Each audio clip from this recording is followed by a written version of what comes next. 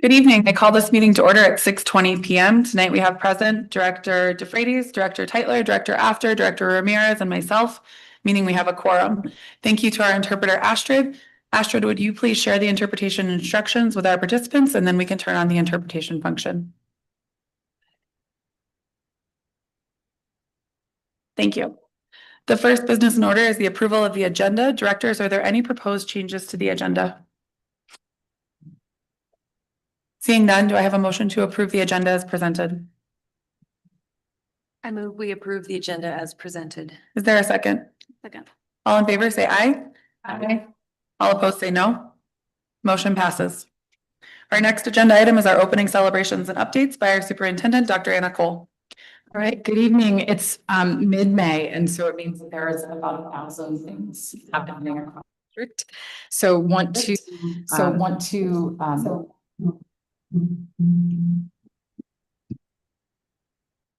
right now. Okay. A little better. Less secondly.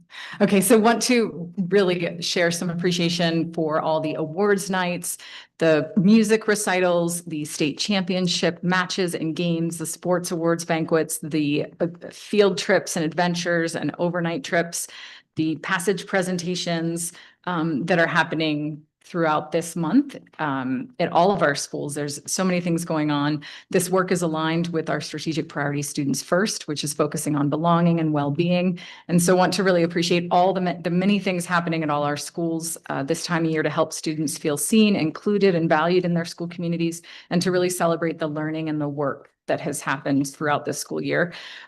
So many thanks to our teachers, our staff, our principals, our parent volunteers who are making these things happen. These are long days, and it's a lot of extra work to make these celebrations and events and ceremonies possible. And also really want to thank our classroom teachers and staff who are also keeping our students focused and engaged and really still maintaining high quality learning environments as we finish out the end of the school year. Lots going on and still lots of learning. Also want to thank, we had a wrap up earlier this week from Mountain Family Health Center, their end of the year wrap up with the school-based health center. And this work is aligned to strategic priority number 4, student-centered partnerships. And it was really very exciting to walk into a space and for the Mountain Family Health Center's wrap up of the school-based health center impact from the school year, having Aspen Hope Center there. And so want to just thank all the partners who are really working and have worked with us this year to ensure that students have access to resources at school that eliminate barriers to learning. And those partners really, again, shouting out Mountain Family Health Center and the School-Based Health Center, the Aspen Hope Center, groups like Pathfinders, who have worked really hard to make sure students are healthy, happy, and ready to learn. Also want to thank Director of Student Family Services, Kelly Medina, who really oversees all of those health partnerships, health and well-being partnerships. Along those lines, want to share some celebrations for the Basalt Elementary School Early Childhood Team. This has been a tough year in BES's ECE. We merged 2 programs this year, which kind of doubled the size of kids that we're serving and staff. And we've struggled throughout the year to hire a director, but want to share with the board and community that in a follow-up health inspection just a few weeks ago, the Basalt Early Childhood Team received really high marks and celebrations on their growth around compliance, teamwork, and the inspectors really called out the increased awareness and understanding across all staff members around regulations that create safe early childhood education environments.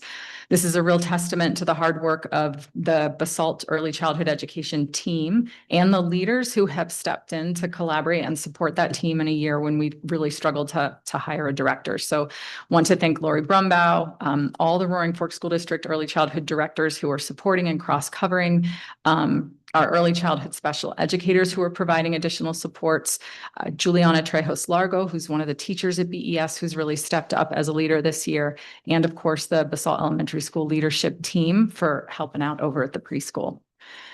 Want to also celebrate our finance team. The board just got to spend some time with our quarterly financials. So want to thank Catherine Proctor, Crystal Manubison, and Austin Leverett for their work getting the quarterly financials completed this year on time each quarter. Want to welcome Michelle Gray, who's new to payroll, and she and Maria Ferrafino for a successful payroll transition. Michelle has been learning so much very quickly.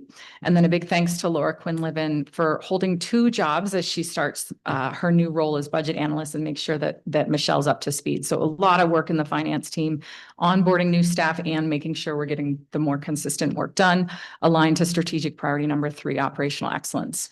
Want to share with the board and community the news we announced today that we have an interim Sopris Elementary School admin team ready and in place to take us through next year.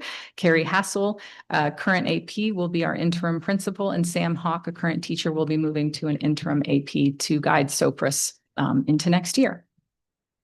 As the board is aware, before we meet again, we will graduate a whole bunch of seniors. So looking forward to May 22nd, which is our Ready for the World graduation, May 23rd, Bridges High School graduation, and then on Saturday, the 24th, all of our high schools graduation is that weekend. So by the time we meet again, our class of 25 will be off.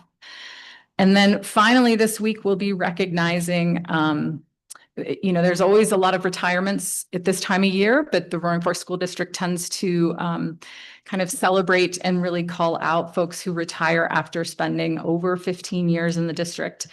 And so we will this week formally say lose over 240 years of experience as we send off some of our retirees who've been with us for over 15 years. So I just want to make sure that we acknowledge this crew of folks who have really dedicated their professional careers to the Roaring Fork schools. So really grateful for the work of Danny Stone at CRES, Daisy Fogelsong also from CRES, Cindy Pittenger, Glenwood Springs High School, Brian Coster at Glenwood Springs High School, from the Glenwood Springs Elementary School ECE team, Allie Ransom and Cindy Frail, from Basalt Elementary School, Maureen Hinkle, from a custodian at Glenwood Springs High School, Maria Chavez de Contreras, from our grounds crew, Ramon Rosales, from Glenwood Springs Middle School, Blake Reisner, and then from our food services team, Michelle Hammond and Olivia Chacon. So really grateful for that service. 15 is our cutoff, and the majority of those folks served us over 20 years. So a big thanks to that crew. Thank you. Thank you. The next business in order is a presentation from Dr. Cole on the district's 24-25 equity impact statement and a 24-25 IBB wrap-up. So there's 2 parts to the superintendent report, and the first will be just me and the second will be a much more fun crew. So as the board is aware, last year the board made a really strong commitment to meeting goals around equity, diversity, inclusion, and anti-discrimination in the Roaring Fork schools. And the board passed policy ADB, which was new for us, and it came from some really deep work with our students, with our families, with partners to develop this policy. This is a commitment that we will do the work needed to make sure that we achieve the goals set out in this policy defined by, and I want to really, make again clear how we in the Roaring Fork schools define equity. It's a word that right now, especially in the broader political context, is being defined a lot of different ways. But here in our schools, when we talk about a deep commitment to equity, what we're talking about is that all people are held to high expectations and have access to opportunities that reflect their needs, identities, and experiences. This policy really states that equity will be achieved in Roaring Fork schools when there are no identifiable differences in outcomes and experiences for any population subgroup. We define educational equity as meaning differentiating resource allocation within budgetary limitations to meet the needs of students who need more support and opportunities to succeed academically. Our focus is on mitigating and eliminating barriers for students that are within our control, and then teaching, supporting, and helping students overcome barriers that are outside of our control. This is a pretty big commitment. This is big work. This is bigger than our 5-year strategic plan. This work is going to take us into the decades to achieve this. And this was a pretty significant commitment on behalf of the board that will extend beyond all of your terms, my tenure, all of those pieces. And an important part of this policy is that it requires that the superintendent provide an annual update to the board on goals outlined in the policy and articulate really the progress we're making towards that very big goal of achieving educational equity with no difference in our outcomes. And so the way the board organized the goals is into these 10 areas that need to be reported on. The detail on our progress is in the memo, it's in the board packet, but I just wanted to lift up a couple of things from the equity impact statement this year. And I think the biggest theme that I want to mention is that what's really exciting about this work is that we are shifting to making this commitment to ensuring equitable outcomes for all students is deeply integrated into our strategic plan, into the day-to-day work we do. It is not a siloed initiative. It's not a one-off kind of box-checked work, but it's highly integrated into many of the other systems that we're creating. And so there's a lot of duplication in, for example, some of the things I'm going to highlight tonight with some of the things that we're going to highlight on the 28th when we update you on the strategic plan. So a couple of things to highlight, and again, notice that as we're looking at those 10 goals and some of the work that's happened this year to really move towards this bigger goal of educational equity and equitable outcomes for all our students. There's a lot of work that's happened around student well-being and achievement. So we've ended this year with a universal lesson plan template that centers our emerging bilingual students and is meant for all to really help all grades, all content areas center our majority population, which is our emerging bilingual students, and make sure that the way we design lessons is set up to support emerging bilingual students. We also know that we needed to strengthen the way we do intervention. And so when our instruction that's being delivered to all students isn't getting the outcomes that we want, how are we making sure that every student has the appropriate interventions? We do that work through a system called multi-tiered systems of support. And this year, we have finished the year with a really robust toolkit for structuring multi-tiered systems of support so that there's fidelity and accountability around the way we offer interventions. We have really strengthened, our theory of action is that when schools feel safe and kids feel seen and welcome, that they're more ready to learn. This year, we were also able to finalize school culture and climate plans with fidelity that are aligned to our discipline matrix and that often also have some accountability around data. That's all work that's new this year and aligned to these goals around equity, around equitable outcomes. We had our students led as we really lean into looking at student representation and equitable representation of students across activities and leadership groups. Our students developed at our high schools a student representative leadership survey that was administered across all our high schools. And so our students are working through that data now. That's something we've never done before. We also formalized our student and superintendent advisory councils so that there is a direct line of communication between student leaders and the superintendent, assistant superintendent, and executive director of schools. We also created and rolled out new career and technical education pathways this year and have a bunch more on the list for next year in terms of our commitments to post-secondary success and career pathways. So all of this work not only is aligned to the goals set out in policy ADB, but also aligned very tightly with our strategic initiatives around student first, our priorities around students first and rigorous learning for all. So a lot of tight alignment between what you all set out in policy ADB and the work that we're implementing with rigor these next 4 years from the strategic plan. We also, as the board knows, that something we've never done in the Roaring Fork schools is really make the data that is going to hold us accountable to the goals and objectives in our strategic plan really visible. There's a goal around around data transparency and racial equity analysis. That is much more transparent than it's ever been in our district because of the launch of the data dashboard that you all saw in the last couple months. We've done a ton of work with Chief Chacoin's leadership, strengthening financial transparency and equity-focused decision-making. As we went through even a very unexpected set of financial crises and challenges this year. One of the first things we did was align all the work that we would do to make decisions around having an equity-focused decision-making process that guided us over the last 10 months of how we made those decisions moving forward in navigating the financial crises. We are finishing this year with a family partnership toolkit that's highly informed by our families and our students. That's really going to lay out best practices for how our schools need to partner with families in support of their students' education. That's new work. We haven't had anything this clear and direct before in the school district. And then as the board's been quite an integral part, we have revised many of our policies with an equity lens, with a lot of engagement with our students, with our families, around safe haven, around dress code. Tonight, we'll be looking at policies on searches. And so a lot of work on policies using that equity lens. And then finally, in terms, we know that there's a lot in terms of workforce recruitment and retention tied to our equity goals. And we know we need to recruit and retain a staff who reflects the diversity of our students. This year, we formalized, and I can't wait to have the teams come up to present to you. We formalized our classified and admin IBB processes, really taking some of the learnings that we've had from a really successful over 2 decades with certified IBB to formalize a process so that classified staff and admin have a seat at the table and feel represented. We worked with Promise 54 this year in that goal to have a staff reflect the diversity of our kids. We have a concrete workforce recruitment and retention plan that we're looking forward to as we go through a chief of HR transition, that our new chief of HR takes that plan and then helps us really build a staff who reflects the diversity of our kids and community. And this year, our Equity Steering Committee implemented a series of professional developments that are really aligned to the goals in policy ADB.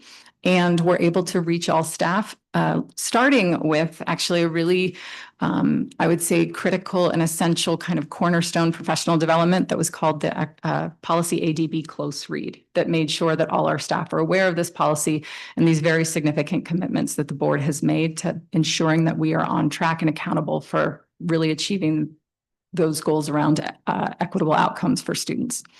So lots of work there. Where we'll go next and what the board will see on the 28th is a lot of the next steps integrated into next year's strategic plan initiatives. I talked about recruitment and retention. We'll see more about that. We need to continue clarification around school funding and budget transparency, still a ways to go.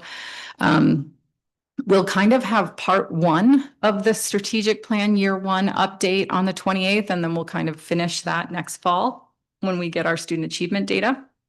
That's when we'll also refine strategic plans and UIPs. The Equity Steering Committee, as we remember, we heard from the equity audit this year, is going to do some work strengthening communication and planning for 25-26 year professional development. One of the other pushes we also heard from the equity audit this year was to push to have a staff annual culture and climate survey. So we're anticipating baking that into the next 4 years of the strategic plan. We're looking forward to the implementation and training for schools and staff around the Family Partnership Toolkit, and then looking forward to updating and monitoring the data dashboard for year 2 metrics. So a ton of work aligned to policy ADB and really motivated by policy ADB that takes us on those steps of that much bigger plan beyond the strategic plan to really hit our goals around equitable outcomes for students. Okay.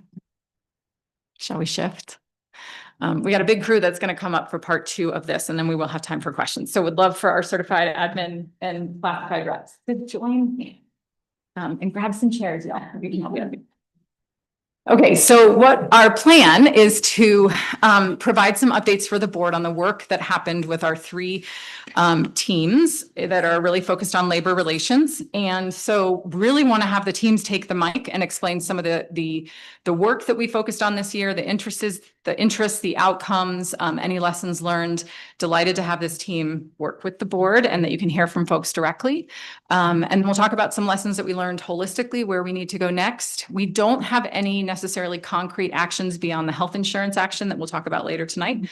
So sometimes this moment during a board meeting includes actions for all of you, but tonight is really an FYI and updates. Sound good? Okay. Christy Helms represents Classified IBB and is program manager for the Family Resource Center. Hi, so I'm here with Jean, And we are part of the classified IBB, and we're proud to say that it continued well this year. We faced some challenges in the past to keep this group active, but now we have a dedicated classified leadership IBB team, and we're just eager to have classified staff participate and hear their voice through this process. The interests that we discussed this year were salaries, and then the classified team communication, engagement and culture, and of course, health insurance. And our goal was to establish a strong foundational formal process for classified staff. We began to address salaries and the health insurance benefits, and we agreed that classified teams need to hold team meetings and regular check-ins. The classified staff team consists of many diverse groups, and so we surveyed them, got all of their feedback, and we were just excited that we kept the process going this year and that it will continue on to next.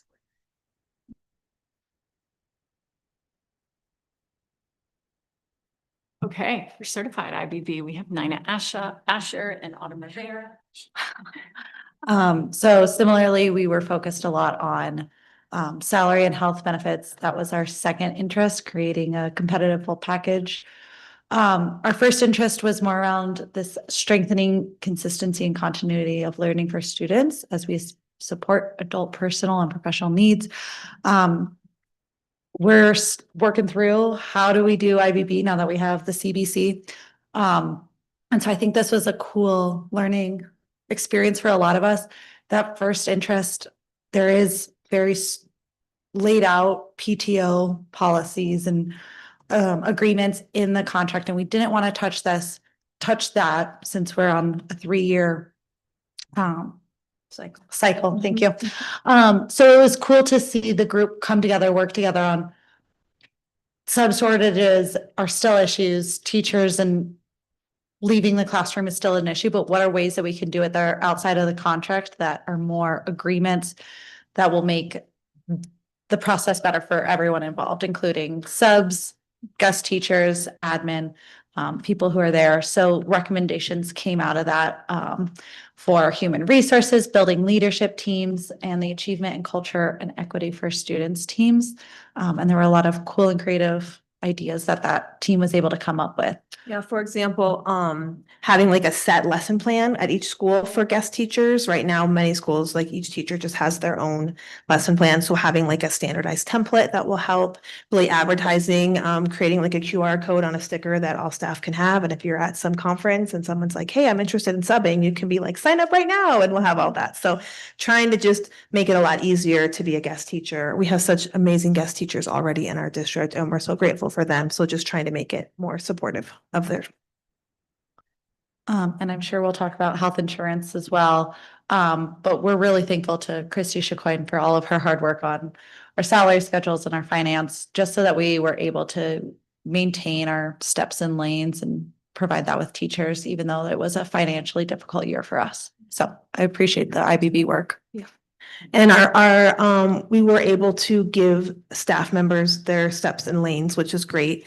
We weren't able to reach an agreement that we felt like was where we wanted to be. And so we're going to continue working on that piece through the summer into the fall and into November, looking at if we can't give staff at least a cost of living increase, are there other ways? Maybe we can pay them in time. Maybe there's other ways we can get creative to still sort of support them as things get more expensive, as housing becomes more expensive. How can we still keep our teachers here moving forward?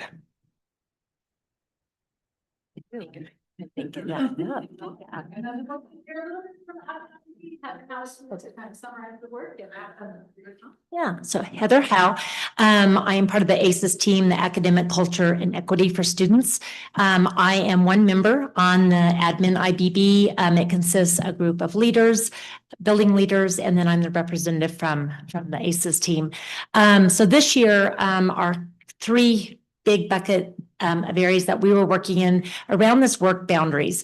And this was really important because leaders have many, many roles and responsibilities. So we went through a process that we had a form that we completed and said, like, what is it within that realm? But things that are outside of that. So like if you had don't have a financial secretary, and that building leader is having to take on that role and responsibility as well, or the drama director, that is above and beyond, right? So we were able to identify what those were, and that they would be able to, receive like a stipend if it was something in addition to that, but just really co-created that guidance to consider roles and responsibilities for school leaders. The next one was around salary and budgets. And since we know that was the big topic this year, but really worked on that communication piece. And so collectively really, I think making sure voice of teachers and what is coming up, what's that communication, and just collectively kept refining that to try to hit the right mark with that communication, but also just making sure that we were supporting that the decisions and where could there be cuts with that. We also represented part of the group with the Health Insurance Advisory Committee. And that felt really important too, to be able to be a partnership in that. And so that was great. And then the last one was scheduling. So we're really committed to make sure we're thinking about what professional development is happening during the school day, so that it is not impacting teachers and impacting students when they are out of the classroom. So really utilizing and thinking about ways that we can all the way from new teacher orientation at the beginning of the year, throughout the year, but really utilizing the district ERW, our PD days that are set aside, and just making sure that we're ensuring that teachers are in the classroom with students. Prioritize that work.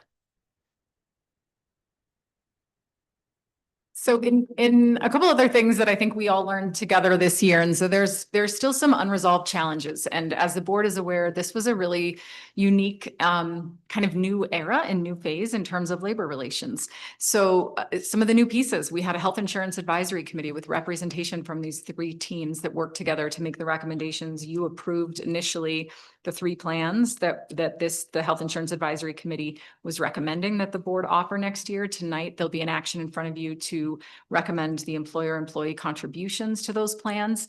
That what's so interesting this year was having that committee, having the collaborative bargaining contract was certified in place, and having 3 formal IBB teams really created new dynamics, and I think left us with real opportunities and also a ton of questions. How do these groups interact? How do they overlap? Where are decisions made? How do we navigate very different interests from employee groups sometimes, and sometimes very aligned? So I think that's work that we're still grappling with and need to flush out in terms of timelines and decision points. There was certainly, I think, as we are celebrating that we have representation for these groups, I think we also recognize that there are some full-time employee groups that still don't quite know which team they fit in. And so we're still grappling with that too, with some of the kind of some of the special employee groups that are going, hey, wait, you missed me somewhere, and trying to figure out where everybody fits. And I would name that we really leaned heavily on the strengths and what we've learned with over 2 decades of certified interest-based bargaining as really our anchor in this district. Since in the 2000s, we've done that work. And we had a lot of processes and tools and formulas that we've used in certified IBB that are actually in a world in which we are in declining enrollment, and school finance formulas are different than they were a decade ago, 2 decades ago, have kind of become moot or inapplicable in the current situation. And so, I mean, this was a year where we were trying to dig out of financial holes, but some of the formulas we've used in the past to really make sure that folks felt that we were being clear and transparent and fair with funding don't really work in a declining enrollment context. And so we don't know where to go from there. And so that is work that we have a committee that's going to be working on this summer to answer the question, how do we ensure we are fairly, transparently investing in staff salaries and benefits? And how do we invest responsibly when we have uncertain financial futures, when we're looking at declining enrollment? So that is still something that we are collectively grappling with and hoping to come up with some proposed solutions to that moving forward. And then I think this has also raised questions as we've developed this year into consistency. These teams work similarly, but also there's some differences. And so we have questions about process and why different representation looks different, where the board participates, when things are public and when they're not. So we're still grappling with some of those questions as well. I would say there's also been some really key lessons learned that I want us to stamp as a district. One of the really interesting things that a new consultant pushed us to think about in terms of the way we structure all of these teams, and it's codified in the CBC, is that we have a leadership team for each of these employee groups. And so the folks that sit in front of you also support and serve on those in part on those teams, in addition to the formal IBB negotiating and bargaining processes.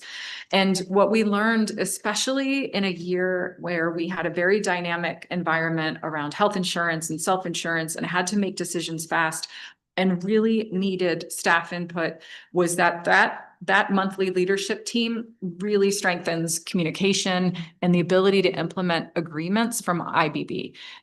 You've heard us all year talk about, with classified IBB, we call it the 4x4 team. With certified, it's called the Labor Management Committee. And with admin IBB, we call it the 4x3 team. These teams meet monthly. They make sure we're implementing things correctly. They help us course correct. They help us kind of raise flags when things aren't working really well and help us make decisions quickly. And that has been so key when we need to get staff input on different issues and topics. It has been a really critical structure to be able to do that quickly. So yeah, kind of reiterating what I just said, these leadership teams really strengthen and facilitate staff communication, input, and engagement with decision-making in real time.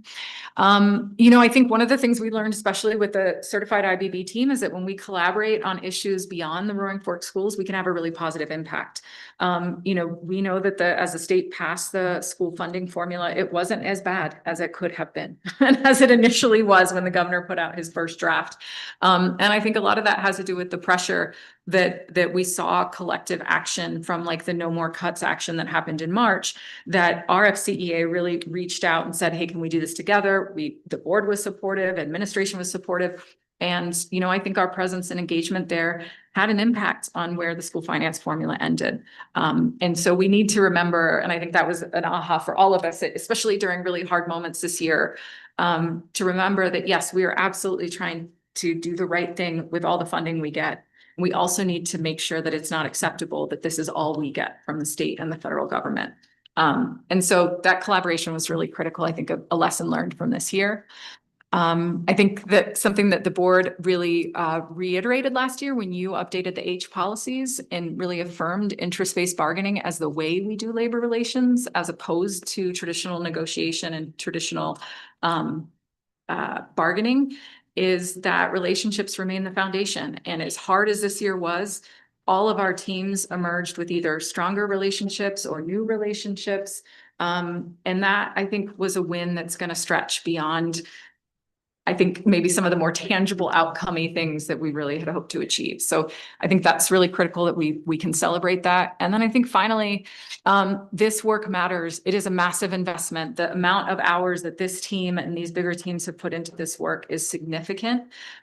It's also key to driving student outcomes. We know that thriving team is a key strategic priority. We know that if our staff are supported and happy and healthy and engaged, that they're going to be able to better serve students and better meet the needs of our kids. And so just want to still link all of this work back to that priority around a thriving team, because that's really what we're looking for in outcomes, because we know that's going to drive student outcomes. Lots of folks you can ask questions to. So happy to open this up for discussion. Thank you. So we'll now have 2 minutes each to ask questions on both the topics from the superintendent report. Director DeFreitas, are you ready? Sure. Great, thanks. So jumping back to the beginning of your report, I'll move around hopefully quickly, the equity impact statement. Could you talk a little bit about how much the priorities there and the definitions we use are based in data-driven educational best practices? Could you just talk a little bit about that? Sure. I think what's really important about the commitments that are in ADB is that we're talking about having all of our students achieving and meeting the goals and standards with no disparate outcomes by student subgroup. And so that, our definition is really ensuring that we're doing right by every single kid that walks in our buildings. And yes, we in education look and disaggregate data by different groups to try to understand trends and patterns.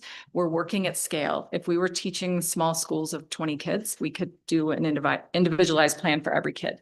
But we do disaggregate our groups of students around language ability, around ability, disability, around all the different subgroups that we look at, because it helps us develop interventions for groups. And so I think that, you know, a key piece of this is us being able to better see where our kids are at, to be able to monitor and manage our interventions and our supports, to see if we're gaining traction to really move the needle for our students. And so I think that those pieces around the data, around the evidence are really key. And I'll name that, you know, this is like my, I don't know, 8th or 9th year in the district. We've never had this kind of, I would say, rigorous awareness and transparency around our student data. And if you can't see it, you can't address it.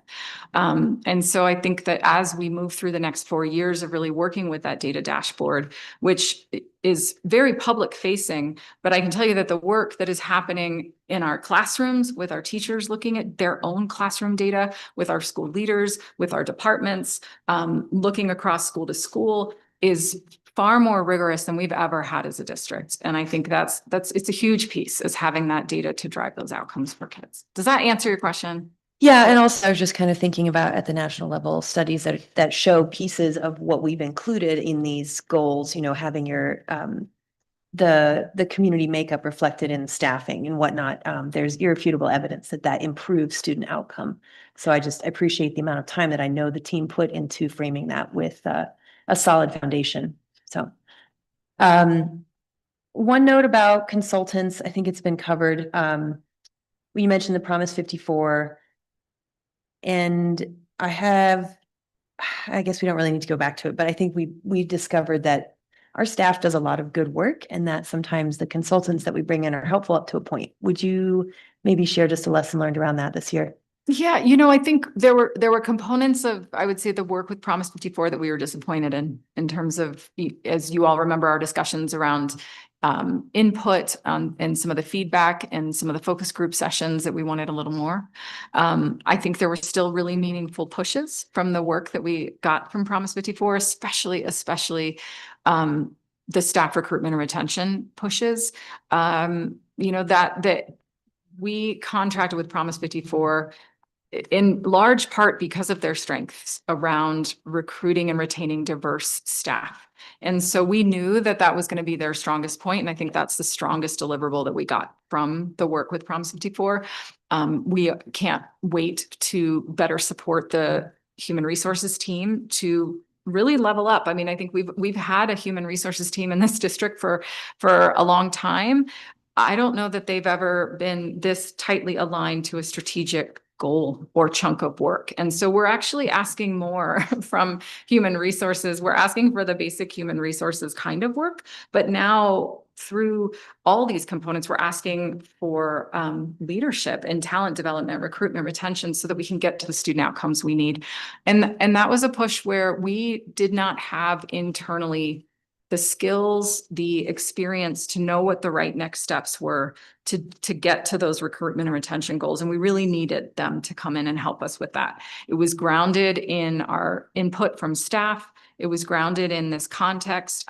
So I think there's components of that when we use consultants that we really want to play to, their expertise, filling gaps that we have as a small district. And then I think also being strong in what we know about our own ability to get input from folks. Like we knew that wasn't tracking well. We knew we could do better. We could have leaned in more there.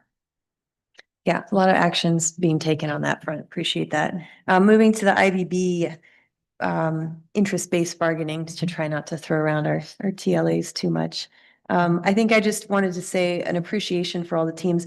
The process commitment is arduous. The consensus-based process is a lot of work, and it's based in relationship, but it's unearthed priorities and solutions that would definitely not have found air with just standard give and take. And I think some of the things that really stood out to me were focusing on the improvements around creating like a more streamlined and effective guest teacher structure, and recognizing that our district absolutely needs all the help it can get. And the creative solutions there are fantastic. I was wondering if you could just remind me, that one has more to come, right, in the fall, or where did we land there? I'm sorry. No, we made our recommendations for the guest teachers. The one that's still to come is surrounding salary, Mhm. and compensation, just because we weren't ready to have. We aren't sure fully what the budget is. And so our hope is that through next fall, I think we scheduled By the date by November, we would have some sort of retroactive something that we can give to teachers. But this would be for this year's bargaining, but extending into next year. Got it. So it would be the salary one. Okay, and then with the admin group, I just want to recognize we have had a lot of principal turnover. Losing some fantastic people for a lot of reasons, some moving to different places, which is fantastic too. But I just wanted to thank you all for putting in the time and identifying those key pieces around the work boundaries necessary to take on those heavy leadership roles and honoring their time and commitment. So thank you. Director Tyler? I would like to start by thanking IBB for all the three groups, for the time and the effort that you gave this year. I know it was a lot of time away from everything else that you do. And so I just want to say thank you for your time and appreciate the process. My first question I have is for you, Dr. Coe. It says that as part of ADB and having this equitable access for student achievement, that we're developing a comprehensive lesson plan template that centers emerging bilingual students and students with disabilities. Can you tell a little bit about how this will be rolled out? How will teachers be responsible for this lesson planning? Will lesson plans need to be turned in? Who will be checking those lesson plans? Those types of questions.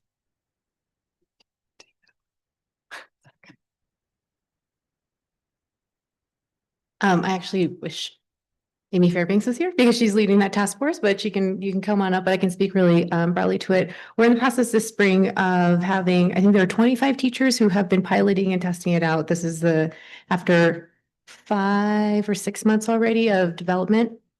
But do you want to chime in? Because I know you know the plan. So. Hi, your question was, what's the rollout look like? I'm more the rollout, but more just the question is like, will teachers be having to turn in lesson plans, and who would they turn them into, and who would be checking those lesson plans, and what is the time ask of teachers for doing that? Don't know the details about that yet. We're still at the collection stage of the feedback from the teachers who are giving it a try. And then we're planning the rollout for professional development for the fall, but that's a detail I don't know the answer to yet. And has there not been like a time commitment, or how, like, of those 25 teachers who tested it? It's in the strategic initiative, like the priority 2.5 is giving us 5 years to roll that out. So we're just at the beginning stages right now. I just want to add, I think it's important, especially for this, to get the teachers to try it out, to give us the feedback and answer the questions. What is possible? What is helpful? How is this helping you internalize the key parts of the lesson and plan ahead of time? And the key thing there is that when teachers are internalizing, I mean, we have a lot of curriculum that's already in place. The idea is not that they're taking stuff from the given curriculum, copying it over here, like that would not be a good use of time, but actually understanding from teachers, how is this kind of template helping you as you think about and internalize the key parts of the lesson, and then better serve the students in front of you.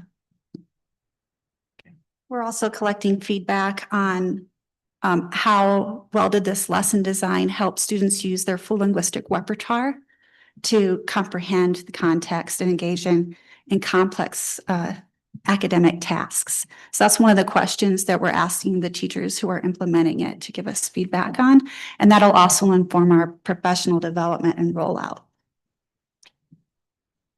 It does also include considerations for students with disabilities and accommodations. Again, we want Students on ALP. students in ALPs.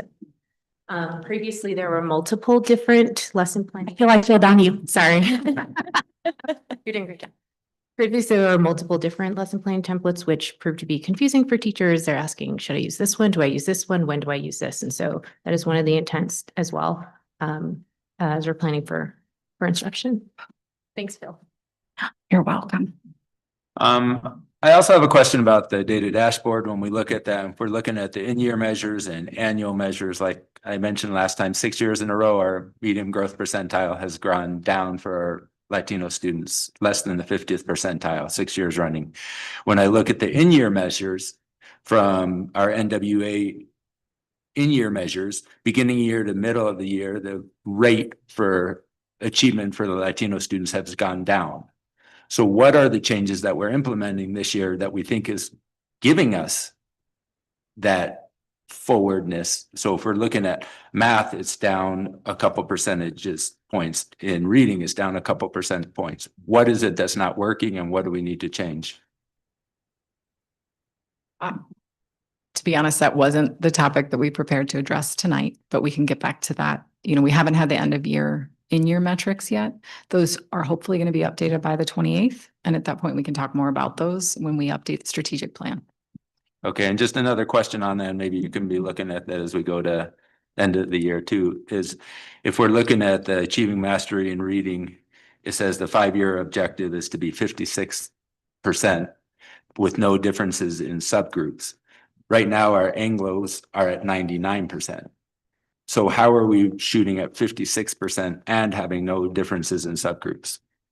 All great questions for when we talk about the strategic plan, which will be the 28th. But I think is within what we're talking about, being that we are talking about ADB and the equity impact statement, and number one being equitable access for student achievement. Yep. And that's why we talked in the updates, said that we would be talking more about the actual metrics in the strategic plan when we come to the 28th to really look at like, what are the lessons learned? What are we seeing in the trends in the data? Where do we go from here? I'll look forward to that on the 28th. Thank you. Director After? Great, thank you. Thanks to everyone who put so much time and effort into all the different parts of the IBB this year. So I have heard anecdotally, purely anecdotally from teachers who seem relatively satisfied with the health insurance, the final health insurance decision. Is that, I don't want to open too much of a can of worms, but I would like, if you're willing, like an authentic assessment, if you think that is true in the experience you've been having speaking to teachers across schools since that has happened. I think it has been a roller coaster experience this year of where we thought we were going to be and then how bad we thought it was going to be. And then, so there's been a lot of ups and downs, and ideally we would want it more than we have. Like we have a plan. It's not as good of a plan as we have right now. Like teachers next year are getting less insurance for more money. Like copays are going up, all of that. But we are able to offer a free plan that has an actual copay, which we didn't think we were going to be able to do a month ago. So I think we're happy that we have that ability to do that.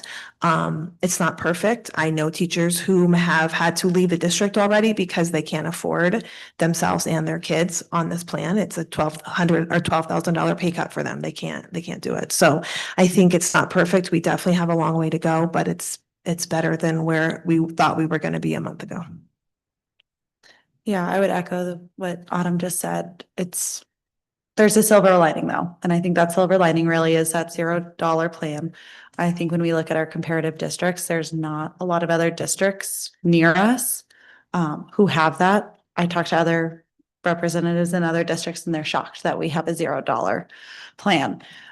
So the fact that we were able to keep that and work with the team to maintain that, I think is huge. It's not where we want it. And I think it goes to a bigger conversation that we had in the health committee about it's not just us. It's all of our surrounding districts, and what pressure do we need to start putting on the legislature? What pressure do we need to come together?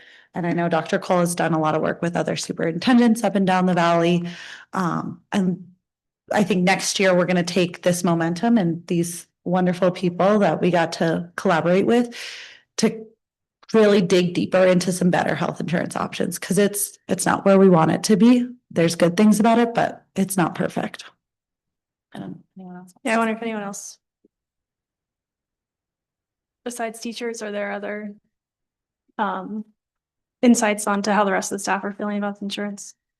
Think with our classified staff, very similar. We were excited that we were still offered a free plan, but when we surveyed a lot of our staff, what was important to them at the end of the day, classified staff just wanted to make sure that they still had a job, and insurance was second. So just ensuring that they were still going to be employed by the Roaring Forks School District was their top priority, because they were scared of that positions were going to be cut. So when we asked our staff, you know, what is important to you? A lot of them said, do I still have a job next year? So insurance was a top priority, but making sure that they still had a job was number one for them.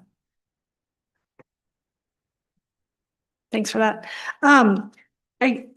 My final question is just, is there anything that any of the groups haven't been asked up here yet or would like to share that's on your mind, since you've got the microphone, about the process or the outcomes?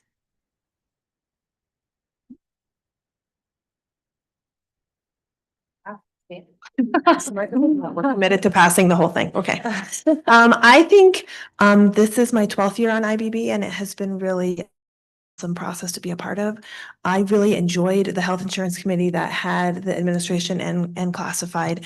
I loved that we're elevating specifically the classified voices, because they're so crucial in our district, and that had not happened yet. And so I'm grateful for that time and for the feedback that she just shared. Like, that was really helpful for us to hear, because that was not feedback that we had heard 5 or 6 years ago. So opening that story has been really great. It is coming with its own sort of like, okay, like, now what does this look like and how do we move forward with that? So we're in the process of figuring that out, of like, does certified IBB still made up of admin and teachers? Should that just be how does that all work? So we're in the process of just figuring out what that'll look like. But I think we've started a really good foundation, and I'm excited to move forward with that.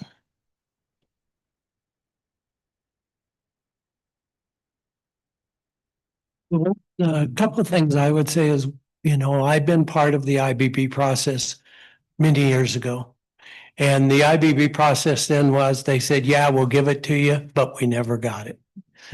And I feel that, there was tons of things that we found out of different benefits, so to speak, that went across all of the classified groups.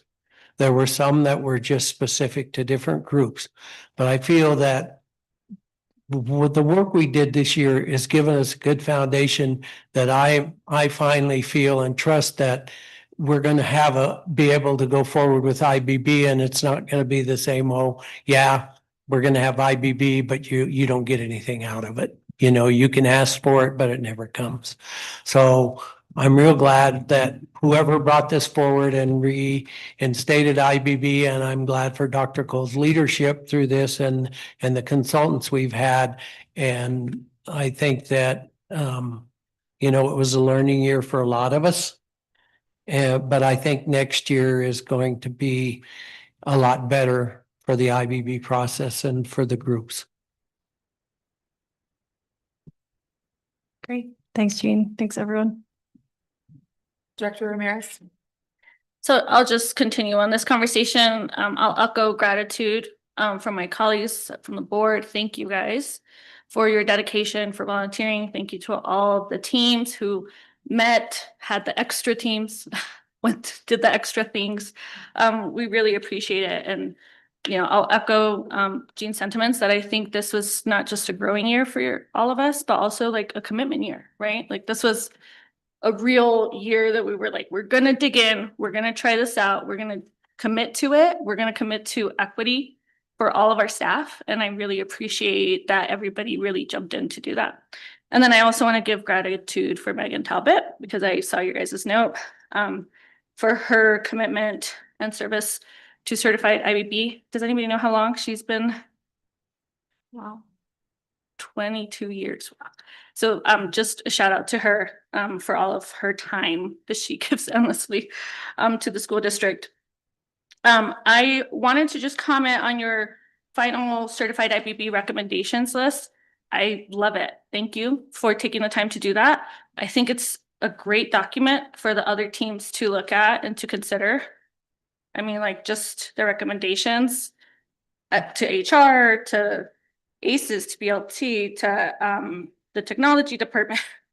I think that's a really great idea for us to commit towards the end of IBB to say like, by the way, these are some of the recommendations we're sending forward to the board that we might want to tackle in the upcoming year. Or if there is turnover within the IBB leadership, that we have a document that says this is where we left off.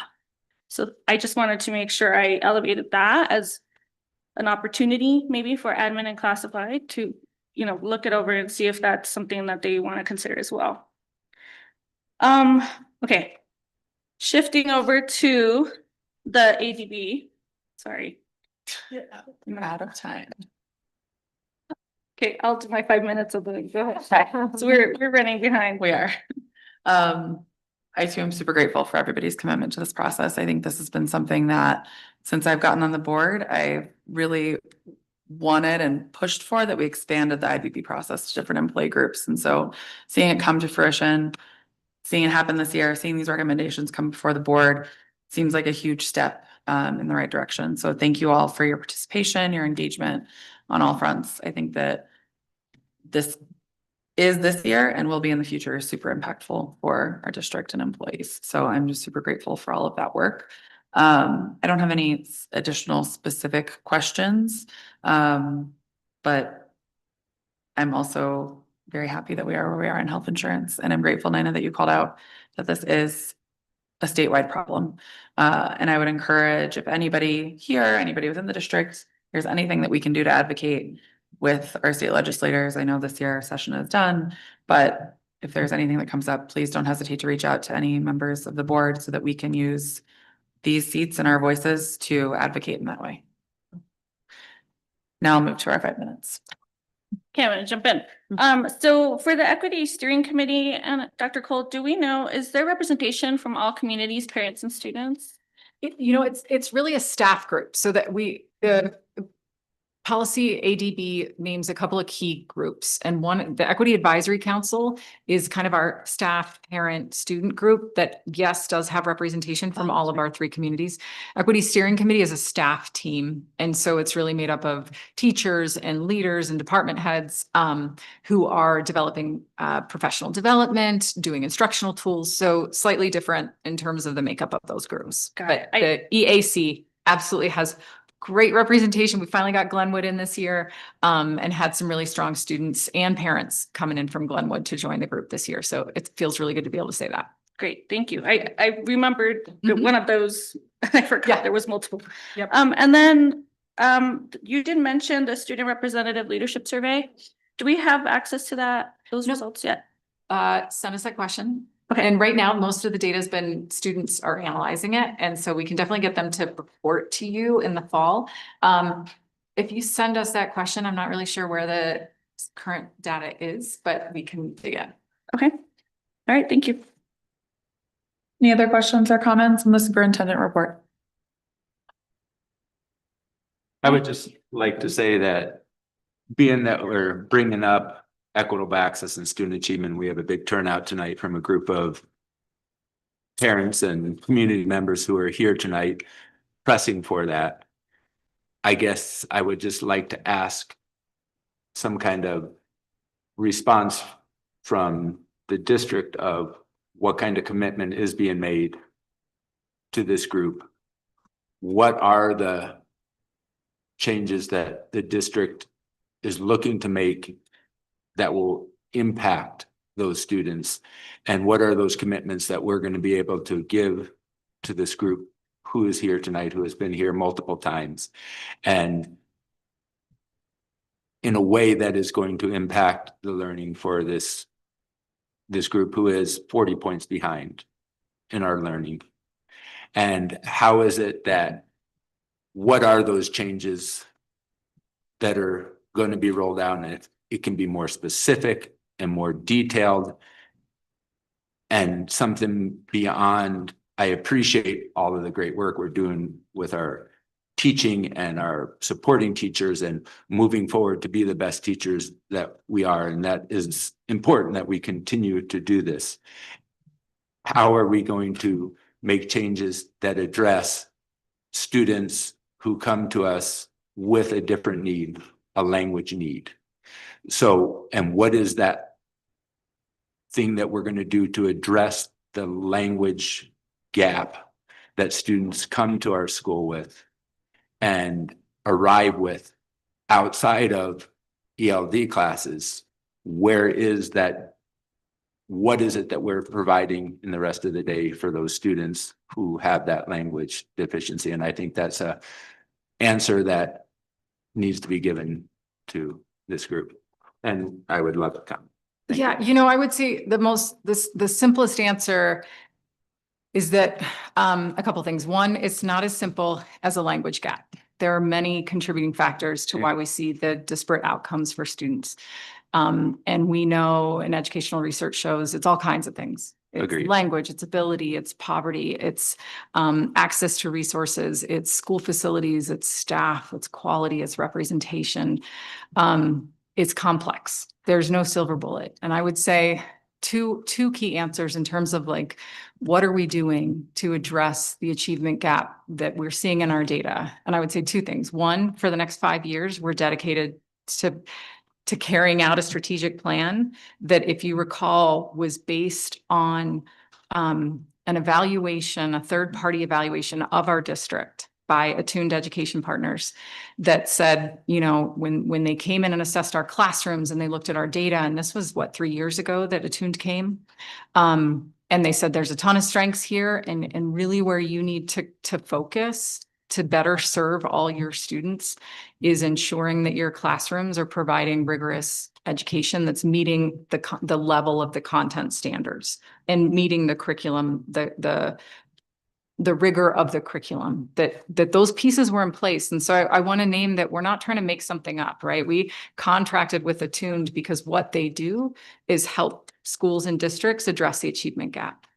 So when they named for us that the biggest, most glaring thing that we need to tackle was the academic rigor in our classrooms, it wasn't about finding a program solve. It wasn't about teaching in a different language.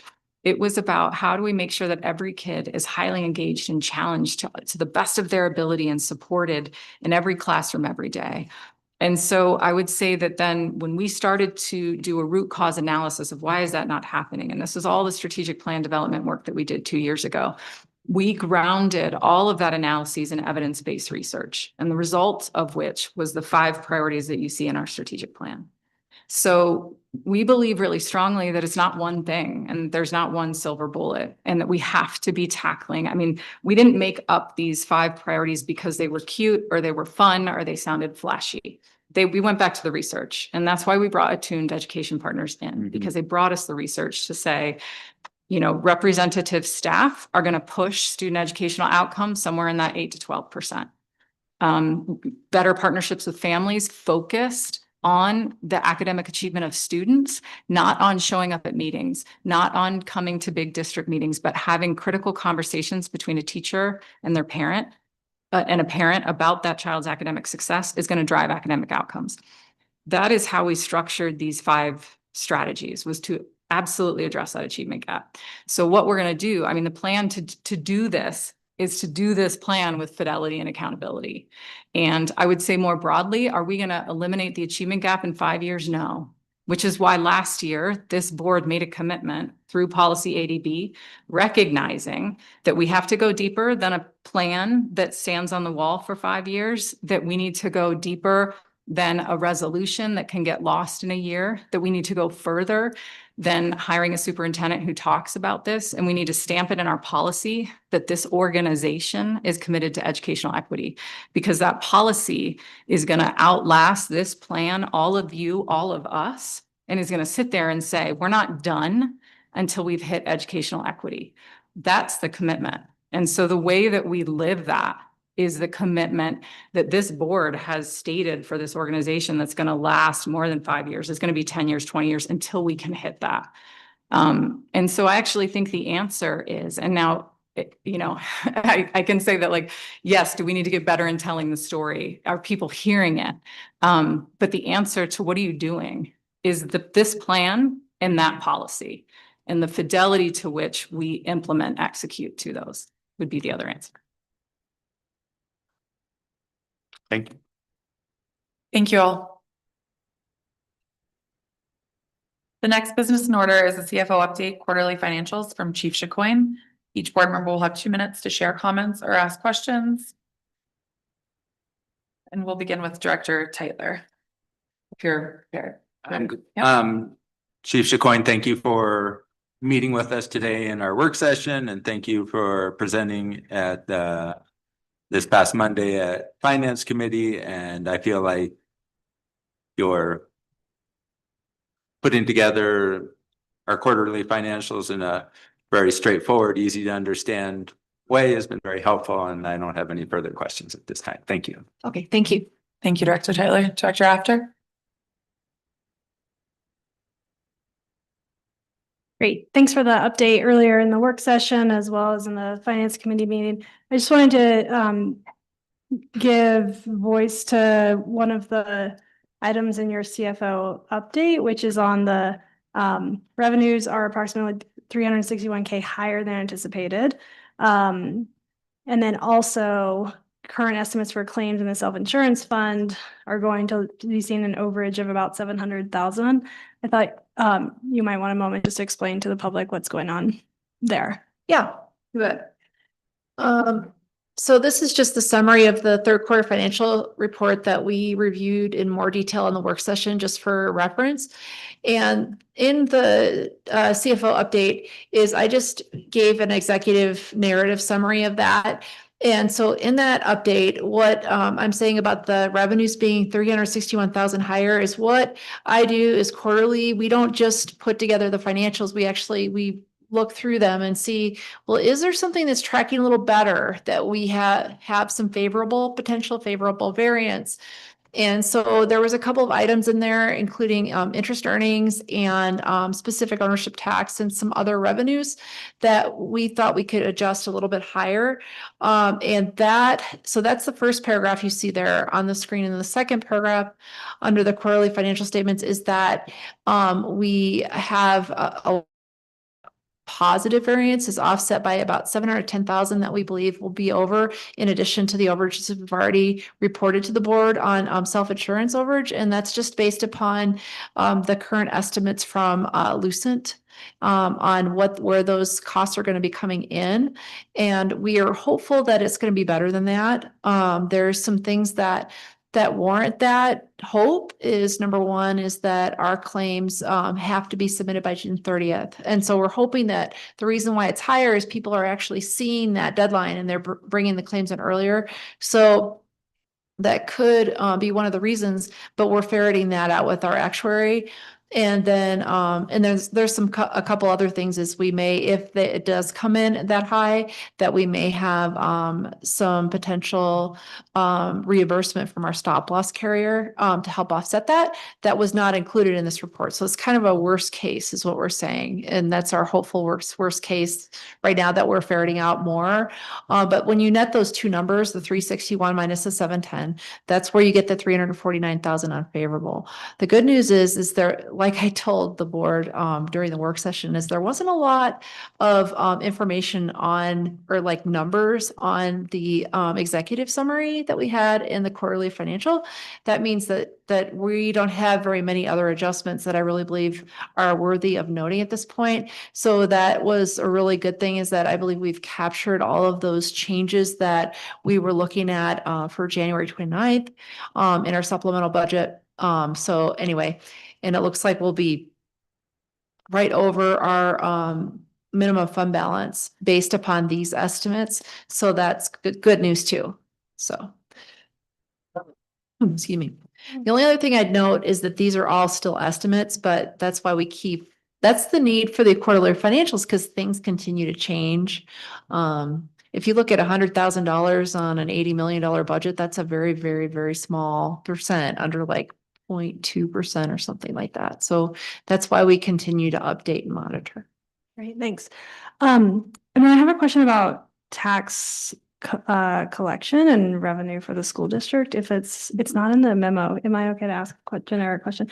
I know in Garfield County, folks got property owners, homeowners got their tax assessment from Garfield County the last couple of weeks, and I've gotten a couple of questions because I think people were a little surprised to see, generically speaking, that a lot of assessments went up, even though it feels like the economy is wobbling a bit. Can you just say for the folks listening, like what it means for their taxes when they're for the school district when we see an increase in property valuations?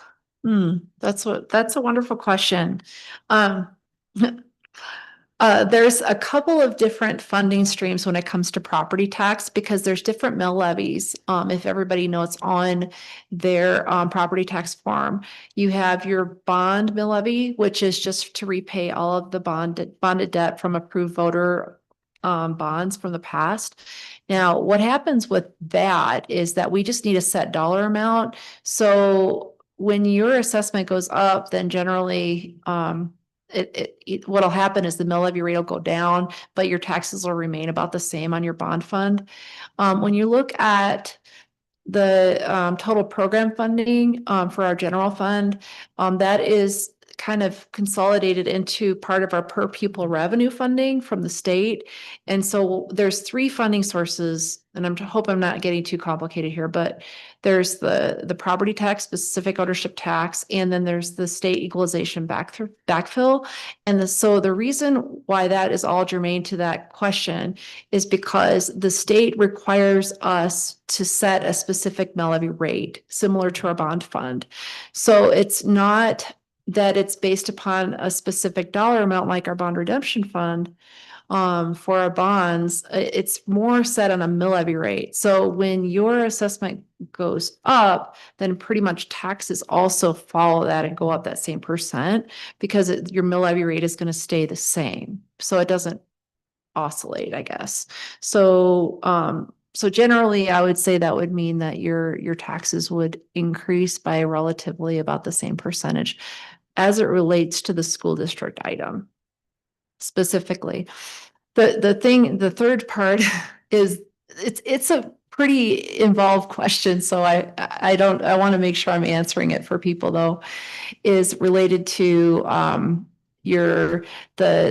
the mill levy override numbers, that we have many mill levy overrides. And so those are also set on a set dollar, similar to our bonds. And so those are just going to go up probably in around the same percentage as the assessed valuation. So because, yeah, that's how it basically works.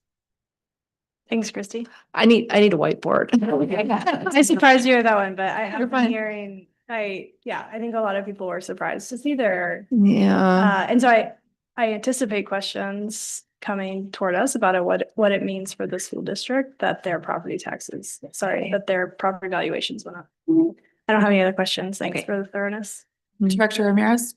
Thank you. And I apologize for missing finance committee on Monday, but I'm glad we have running notes and was able to check in for updates. I did want to just have you take a moment to talk about the technology mill fund. And then actually, why don't you go ahead and talk about that really quick? Yeah.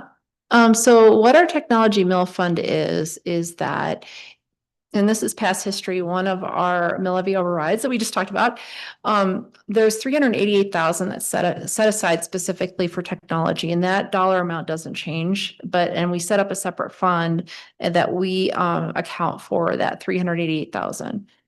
And so what's happened over time with the tech mill fund is that at first they had some carryover in that fund, and that now we've been spending that money down, because as that number has been 388,000, the same number for many years now, obviously costs go up. And so we're going to eventually, in the 26-27 budget, need to kind of recalibrate the costs between tech mill and general fund mill in the future, because of those increases in costs that are called recurring, because that means they're going to happen year over year. So we're using up a lot of our carryover, and we anticipate that carryover will be pretty close to gone for 26-27. So I hope that that helps from a financial basis. Did that answer your question? Yeah, I mean, I think what is important for us as a board and for our CFO and the community to be aware of is that this is something we will need to deal with in the coming year for the following budget.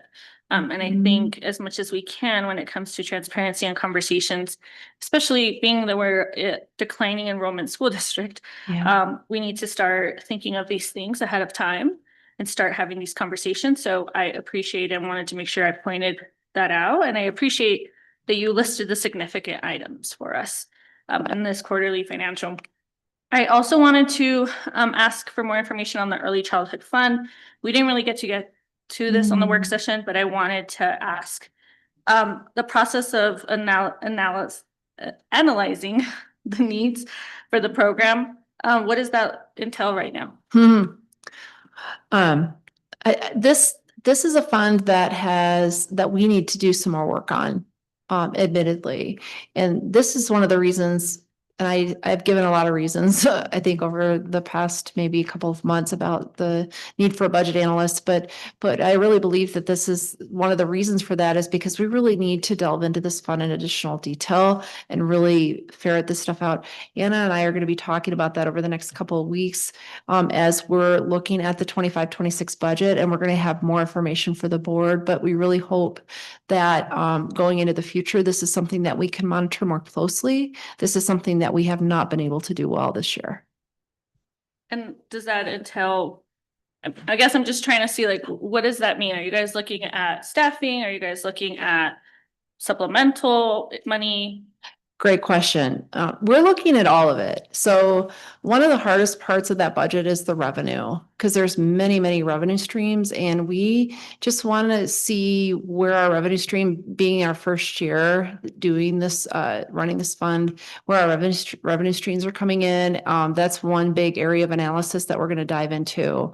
The other one that we've already done quite a bit of work on is the staffing, and just what are adequate staffing levels for that fund, and how that relates to the available revenue, because there is a fund balance transfer from the general fund. So the general fund does supplement that budget to some level. So it's just really very tied to our general fund, and it's really important that we do watch that. So those are a couple of very big picture examples of what we're looking to dive into, and obviously non-salary too, which is a smaller part of that budget. Okay, thank you. And then I just wanted to note that we did add an additional finance committee meeting, so I appreciate that. I think we need to be talking about the budget as much as possible before it comes to a board vote. So thank you. Director DeFreitas? No questions. Thanks for the memo and the time in the work session. I also don't have any follow-up questions. I really appreciated the time in the work session and the clarity in the presentation of the quarterly financials. Good. Thank you. Thank you. At this time, we welcome members of the public who have signed up to address the board. There are 5 speakers signed up tonight. The board allots 45 minutes for public comment. To respect the time of all who are present, speakers are asked to limit their remarks to 3 minutes or less. A reminder to all speakers to uphold our procedures for public comment. We ask that you be thoughtful and constructive with your comments, and thank you in advance for sharing your feedback. Members of the public who wish to share their views with the board may always do so in writing at any time. For this evening's public comment, we received 0 written comments. Our first speaker tonight is Autumn Rivera.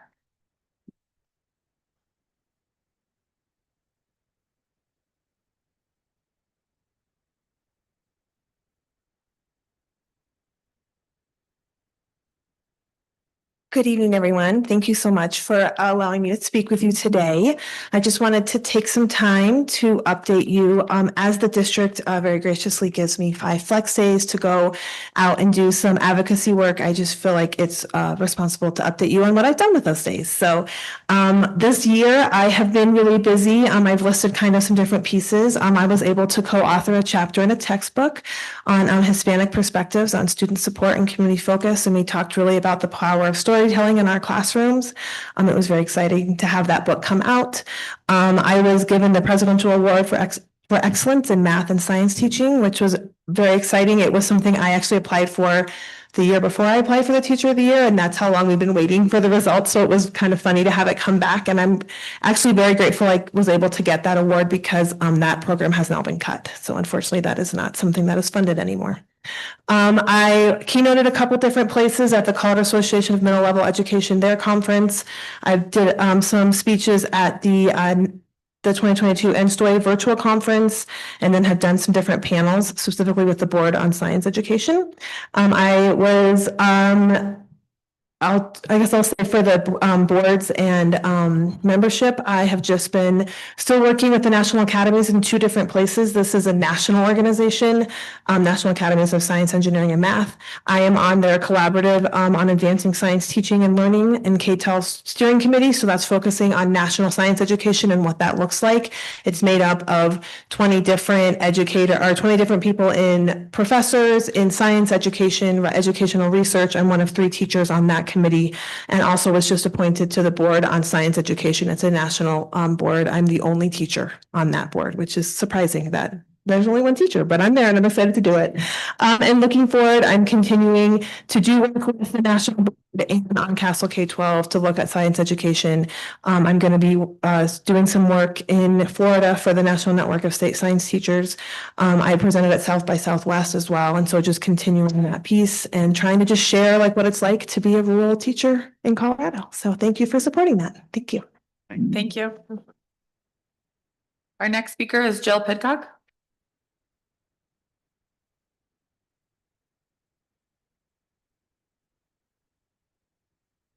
Hi, everybody. My name is Jill Pidcock, and I serve as the Executive Director for the ARC of the Central Mountains. We support individuals with intellectual and developmental disabilities and their families across their lifespan. Tonight, I'm here representing families whose children attend schools in the Roaring Fork School District. And as we approach the end of the school year, I'd like to offer a brief end of the year review, highlighting a few key concerns raised by families we serve this year. I'm going to start with talking about special education program, the special education program audit. At the start of the school year, an audit of the school district special education program was conducted. As a part of the process, members of the community were invited to complete a survey. While we understand some community partners participated, the ARC of the Central Mountains was not included as a community partner to be able to give information, another story. At that time, participants were informed that the survey results would be shared. To date, no one we've spoken to or spoken with who completed the survey received a follow-up. And so we would certainly like to know what the current status is on this report, we meaning the community. Let's see. Language equity and access in special education seems to be very appropriate for this evening. We continue to see significant gaps in language access and equity, especially for Spanish-speaking families.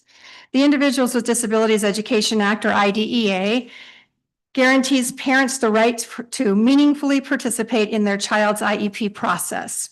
Without access to key documents in their native language, that participation is neither meaningful nor equitable. At minimum, we believe the following documents must be translated into Spanish prior to the IEP meeting. Progress reports documenting data from the previous year's IEP goals, evaluation reports that define a student's present levels, a critical component on the IEP. If you've ever participated in an IEP meeting, you know how complex the jargon-filled language can be, even more native English speakers. I'm having a problem saying that. To expect parents to contribute meaningfully without language access is unrealistic and unjust. We have been in meetings where school staff have served as interpreter and omitted information, as well as liaisons put in situations where they have verbalized to us, our staff that is, as they don't feel comfortable interpreting in situations in which the ARC has provided language services in an advocate role to our parents.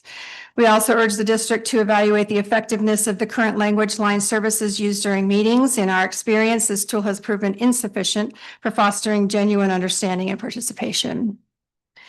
Finally, upcoming public comment from my Director of Operations and Outreach, Maribel Obreque. Lastly, I encourage you to listen closely to the public comment that Maribel is about to share. Her message highlights serious concerns involving some of the district's most vulnerable students.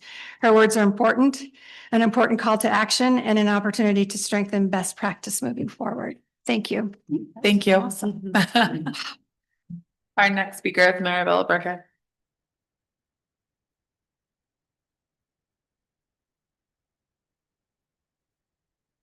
Hi, good evening. My name is Maribel Lobreque, and I'm here on behalf of the Arc of Central Mountains.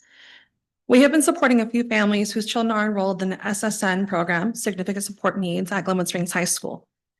In the past 2 weeks, a handful of families, most of whom are monolingual Spanish speakers, received unexpected letters from the school notifying them that their children would not be offered enrollment for the upcoming school year. The reason cited was program overcapacity, with priority being given to in-district students. The letter referenced policy JFB-R, which covers intra-district choice and open enrollment and mentions the family's right to appeal. While the letter did include a link to the policy, it did not explain the appeal process within the body of the letter itself. Instead, the only direct guidance offered to families was a note stating they could request a meeting to discuss a matter by emailing their vice principal. For families who do not speak English and who are already navigating a complex and often inaccessible education system, this is simply not adequate.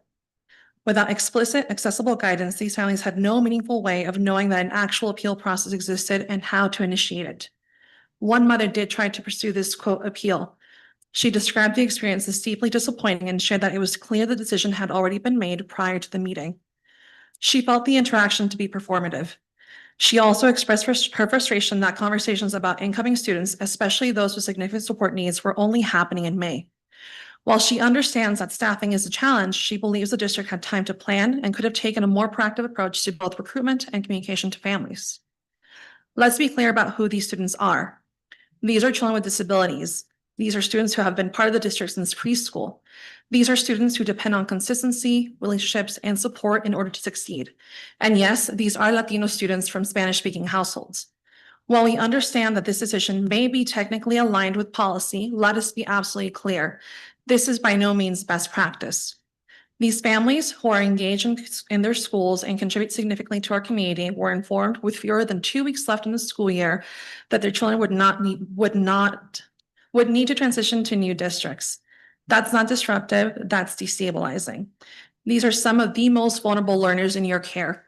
And the way the situation has been handled is not equitable, not inclusive, and not acceptable. We urge you to look closely at this process, not only through the lens of compliance, but through the lens of equity, dignity, and responsibility. Our families deserve clear communication, authentic engagement, and real opportunities to advocate for their children, especially when life-altering decisions are being made. Thank you. Thank you. Our next speaker is Katia Gonzalez.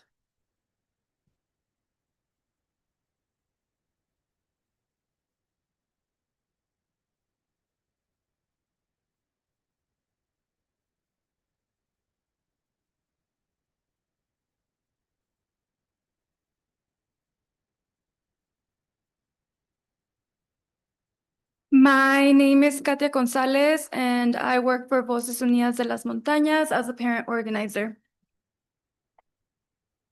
I am here today to communicate our disappointment in the district's inability to address our request for 3 different plans to tackle the district's chronic failure in meeting the academic needs of the majority of the Latino students. Earlier today, we communicated to Dr. Cole that we are canceling our regularly scheduled meetings with her because we have been meeting for more than a year, yet we have seen no tangible results or substantial commitments from these meetings. As we have communicated to Dr. Cole and this board repeatedly, the plans and processes that we have been demanding from the district are entirely separate from the district's historically ineffective strategic plans, past and current. We are not asking for updates to existing plans, but rather for the initiation of comprehensive engagement process that involve internal and external stakeholders to identify solutions, strategies, expertise gaps, and funding to once and all for all address 3 key areas of the district. We remain willing to meet with the district leadership when they are ready to get to work. Until then, Voces Unidas will pursue the systematic changes we are seeking using all available tools at our disposal. Passing new state laws to hold school districts accountable, requesting State Board of Education intervention, using the courts to enforce state and federal laws, electing or unelecting board members, organizing parents to demand accountability, and if needed, supporting parents with their constitutional rights to create their own schools that meet the needs of their students. This work cannot be done in isolation, and it will require sustained effort and collaboration from all stakeholders. Above all, it requires a superintendent and an administration that has the urgency and the vision to eliminate and not to reduce the systematic inequities that have persisted for far too long in the Roaring Fork School District. All students deserve nothing less than what the district's mission promises: a quality education for all students. Thank you. Our final speaker is Mary Groom. Good evening. I'm a special education teacher at Crystal River Elementary School in their Significant Support Needs program, and I'm proud to say my 2 children attend CRES. Tonight, I'm speaking as a parent to express my deep gratitude for Amy Brockman's role in bringing music back to our school after a 1-year pause in programming. Ms. Brockman participated professionally and compassionately in many conversations in both public and private settings. Some, maybe all of these conversations were hard ones, and she gracefully listened, empathized, and shared her plans for bringing music back. She also took action when I asked at a PTO meeting last year for her to post the position again, and she took that action quickly. All of her work ended in filling the position with a qualified teacher. When I told her today that I would be speaking on the subject tonight, she emphasized that finding our music teacher was the work of the community. I agree, and I recognize Ms. Brockman's extraordinary role in the project. I'm just so happy and grateful that all of our kids at CRES again had music instruction as part of their early formative years. After I learned about music going away and was expressing my thoughts and feelings on the subject to Ms. Brockman for the first time, she told me she was glad my son liked music class. Oh no, I told her, I don't even know if he likes music. I just know how important it is for everyone. Music is so important, and I'm so grateful for the outcome. Thank you to Amy Brockman and everyone in the district who works to recruit and retrain music teachers for our Roaring Fork kids. On a different note, I wonder if you've considered moving public comment to earlier in the agenda. Thank you for your consideration, time, and service. Thank you. The next business in order is the approval of the consent agenda, which includes routine personnel minutes from our previous board meeting and approval of policies IHBEA, JV, JBV, JF, JFBA, JICDD, and JICDE. Directors, are there any items that you would like to pull from the consent agenda for a separate discussion and vote? I would like to pull policy JB. Okay. I second. Do I have an initial motion to approve the consent agenda as amended, removing policy JB? Or JB? Is it JB or JBB, Director Ramirez?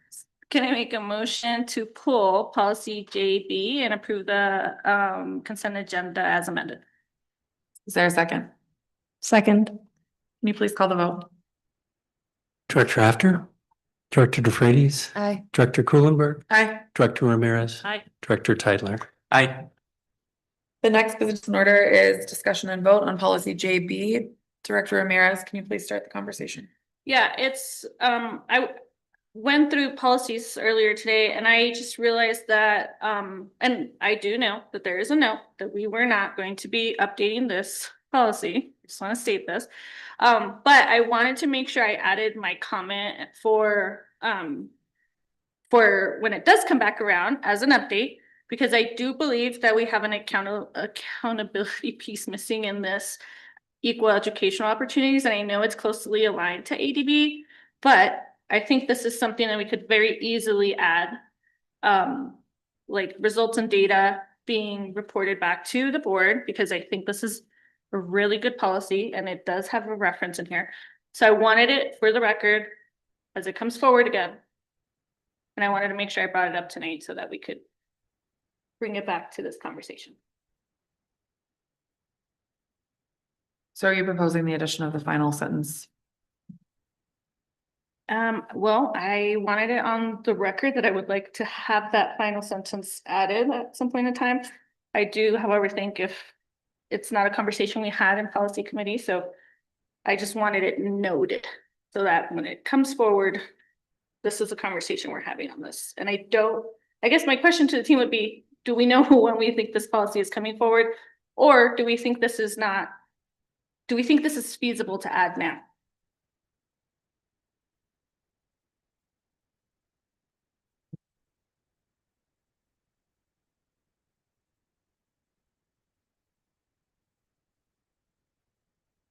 It's a great question. I mean, I'm trying to make a really quick assessment on because I think that we report on these in different areas. And so I'm trying to figure out if that needs to be a separate report that would then feel potentially duplicative. So maybe it does need to go back to policy committee for more conversation, just to talk through it and what that might look like, sound like. Just because I'm not necessarily able to make a decision on or recommendation on the fly. But happy to discuss it more because I totally get the intention here. Yeah, and after reading it, I feel like this pretty much aligns to a strategic plan and ADB and a lot of our other, policies where we do have this, reported to the board annually. So I would assume that like, if we do a discipline thing, obviously we already did it, so check it off. But I just wanted to make sure it was noted, and I defer to the board if we think that it's an easy lift, which I feel like it is, but I'm also happy to push it back to when it comes forth for policy committee. Yeah. I think we'd love to talk through it at policy committee. So the question would be denying it and taking it back to policy committee. I don't know when it's going to make it back on the agenda with many, many policies waiting in the wings. So that sounds like what the vote would be on, is whether it gets kicked back to policy committee for another discussion. Pull it for next. I think the motion that you would make is to remove this from this agenda, remove it as an action item from this agenda. And then we would have a discussion in policy committee on what the appropriate path forward is for policy JV. My concern with removing it right now is that we are not in compliance with the legally mandated updates. And so I would rather we approve it as is, bring it back to policy committee and have the discussion on if we want to bring it back to the board for the addition of the final line. And I would just name that we just canceled the last policy committee of the year. Yep. So if we prove it without that, then it would move on to the first, like we could bring it back in the fall. I mean, that's fine. I just wanted to make sure that I verbally in this room made the suggestion for the record, so that when this comes back, if it comes back in the fall, that's fine. I just want to make sure that we don't lose sight of this for fall. Like, I think this is an easy lift, and I want to make sure that if we're able to add this language, we do. Approving the clean version so that we can take it back to policy committee and discuss the addition of the final line item. Because I agree with Dr. Cole that several of those reporting requests that would be made by that addition of the final line are already encompassed in other policies. And so we just need time to ensure that this isn't creating a duplicative report. And if it's not creating a duplicative report indicating in our board annual review calendar, this checks off the box for JB, this checks off the box for JB. I just think I don't think it'll take much time to figure that out, but yeah. My proposal would be that we approve the clean version tonight. Jonathan's noted this for policy review and that we update this. Okay, thank you. Is there a motion to approve it as the clean version policy JB as presented? I make a motion to approve the policy JB as presented. Is there a second? I second. Please call the vote. Director After, Aye. Director DeFreitas, Aye. Director Kuhlenberg, Aye. Director Ramirez, Aye. Director Tyler. Aye. Motion passes. The next business in order is discussion on policies ILBC and IKF. Each board member will have 2 minutes to share comments or ask questions. Director After, are you comfortable beginning with this one? Yes, thank you for asking.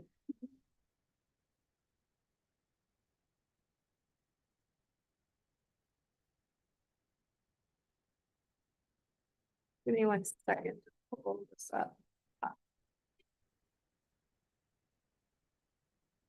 Thank you. I don't have any questions on ILBC. On IKF, would you mind kind of walking through or summarizing the big picture changes here? In particular, I'm curious about the change to 240 total credits to graduate was a shift, and then also the comment on the addition of the world history, it looks like new text around the world history content area. So I just wondered if you might like do a little bit of summarizing here about these changes and why. Sure. So the part about world history in 2021, I want to say, or 2022, we were required to actually ensure that content in existing courses includes content on genocide and Holocaust. And so that had not been explicitly written into our graduation requirements, but has been in practice. And so the comment on the side outlines, we confirmed that in 2022, which courses it was, so that included geography and world history. And so we had an extensive discussion on if we are adjusting it to include 10 credits US, 10 credits world history, civics and geography, but instead agreed to include the line that it must include content on genocide and the Holocaust because it does show up in different content areas. So that's a piece about that. It's in line with statute, which is referenced at the bottom as well. Okay. And the part about the 240 credits is in the current graduation requirements. There's two things. There's a table that has required credits, and that's actually all the text that's in the black. That's what's included in our current policy, but it did not name a specific minimum, although in the language at the top of the policy, it did name students should be taking a full-time course for 4 years.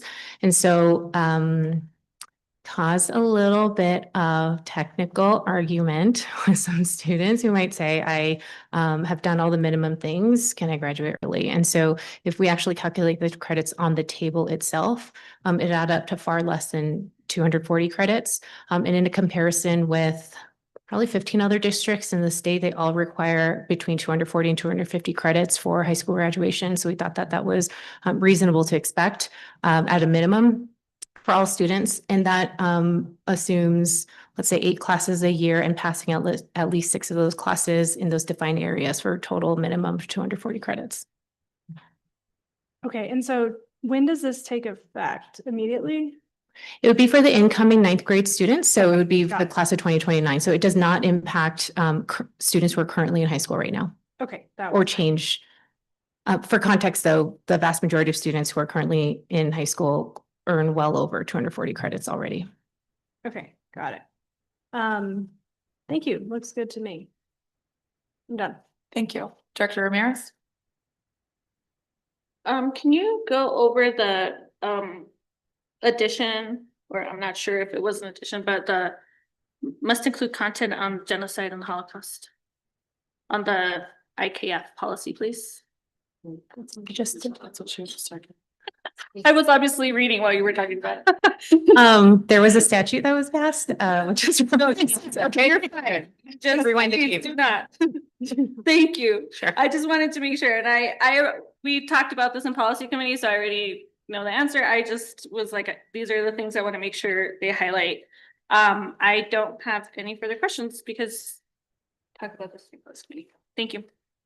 Director DeFreitas? I think the 240 credits is interesting to me. What is that? Remind me where the state requirement is. There's no state requirement. Local districts establish the credit requirements for graduation for their district. And that's different from the competency demonstration, which is a state requirement, which has the menu of options. So those are 2 different things. And knowing that there was recent legislation passed about adding financial literacy to graduation requirements, are we going to see this policy come back around with that in the fall? We sure will. Hey, I love it. Unfunded mandates. Yay. Yay. I think the good thing there is that 2 of our schools already offer the course, and then the course content is included in, maybe not an explicit financial literacy course, but is included in some civics. And so I've been following that conversation very closely, and I know the decision to incorporate an existing course versus requiring a specific course on financial literacy, I think provides some of the flexibility there. It will come back. But Do you know if the state legislation is going to allow that course to be offered by third parties, like with I know we use, CMC, like concurrent enrollment? no, what's the financial literacy in action? I guess that's the earlier. I'm trying to think, the middle school and elementary school kids get this group that comes in and talks about financial literacy. Do they do that in high school? Oh, I'm blanking on the name. I'm so sorry. I don't remember that group, but I actually think it. Yeah. Junior achievement, that's what it is. I'm not sure, actually, need to read more closely that detail if that is something that is permitted. But it is a full semester length course in at least a couple of our schools. Okay, thank you. Versus like a workshop. Gotcha. Hi, am I understanding correctly that 240 credits would be 6 courses per year? To at least pass and complete, so. 6 courses passing would give you 240 credits per year. Yes, passing a minimum of those. Okay. And then my other question is when I look at exhibit IXFE and the table that talks about the different ways that you can pass those different courses. So if you have a student, like we have many newcomers that come in during the school year and might not be able to pass those courses, they're through maybe the standard way. The other ways that I'm looking at somebody who is language, maybe not fully language proficient at that point and could still graduate would be either through work keys or through capstone. Are those the 2 primary ways? AccuPlacer is also one of them. And again, these are 2 different requirements. The state competency demonstration is one of the 2 required parts. Students do also need to meet and exceed the district minimum credit requirements. And so we have cases where we might have cases in which a student might not be meeting the credit requirements in math or reading, writing, communicating, and as the competency, but that's a different requirement than the credit requirements. We have 2 different processes if they would like to submit like a portfolio request or modification request. We do have a number of courses that are like ELD counts as one of the English core credits that are required.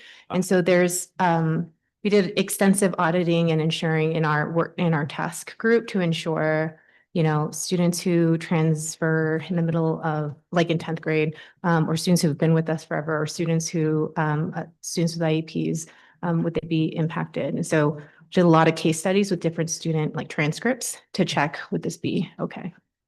And so I'm not sure if I'm understanding correctly. So like if a student comes from out of the country and starts in, say, 11th grade, are they eligible to graduate starting in 11th grade because they wouldn't have those 120 credits?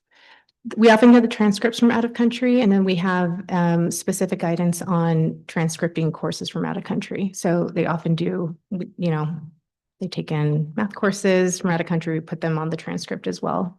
So the transcript follows the student. Okay, thank you.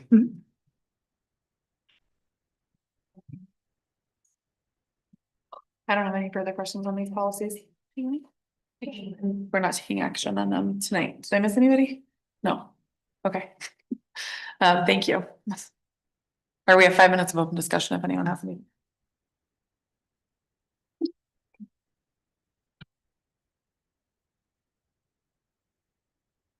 Do either of you have anything to discuss on ILBC-R?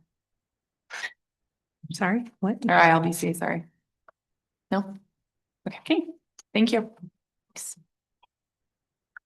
Madam Chair, can I make a motion for a 5-minute break? Yeah, is there a second? Second.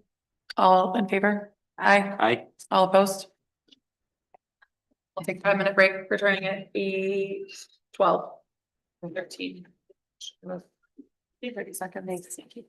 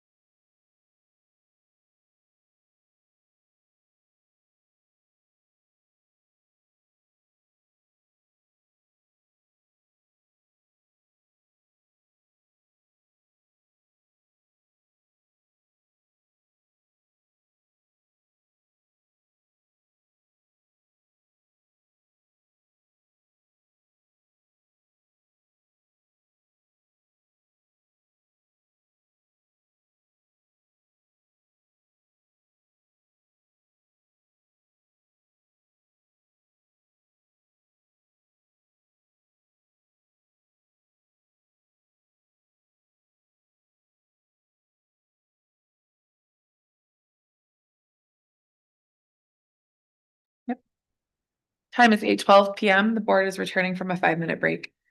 The next business in action, the next business in order is it's just written wrong. That's why I'm reading it. The next business in order is action on approval of the Health Insurance Advisory Committee final benefits recommendation. Do I have a motion to approve the health insurance plan recommendation? I'm the health insurance plan recommendation. Is there a second? Second. We'll now have 2 minutes discussion for each board member and 5 minutes of open discussion before entertaining any intervening motions and calling for a vote. We'll begin with Director Ramirez. If you're ready. Yeah, I'm ready. Sorry. Choking on a fruit snack. I just want to say thank you to the team, Christy, our CFO, for really working through to find the extra money for us to be able to do the PPO 9 and just the base plan for employees and that commitment of 100%. You know, I think it goes without saying that this experience has been a learning curve for all of us involved in regards to health insurance, in regards to what was done before, where we're at now, what it's going to look like in the future. And so I appreciate that we were able to work through that as a team. And I know that it's going to look different for us in the future. And so I appreciate the volunteer time it took from all of the teams involved. I appreciate the endless hours on calls and Zooms and Director Kuhlenberg for being a representative on that. I think that this is a real testament to the investment we as a school district have for our staff. And I appreciate that we turned every stone to make it possible. So thank you. So, Director DeFreitas? I don't have a lot to add. We've had this conversation a lot of times this year, so thank you for your assistance and leadership and stakeholders who are out of the room, but appreciate it. Director Tyler? I would like to say the same thing as Director Ramirez and Director DeFreitas, the importance of providing this for our staff and all the hard work that went into it and the process, which I thought was very important. It seemed like it could have been done easier and quicker, but it never seems to really be able to be done that way. And so I appreciate everybody's time and push to get us there, and also just to recognize our district as a whole. In many districts that surround us, insurance is not provided at 100%.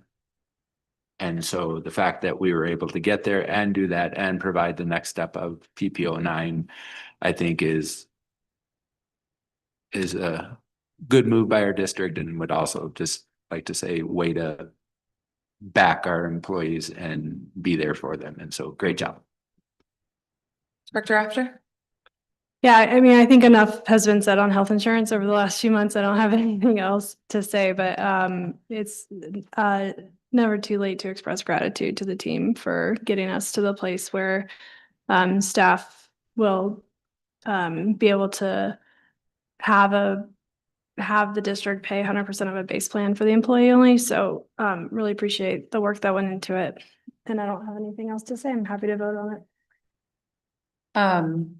I likewise am grateful for the time and energy that this committee put in.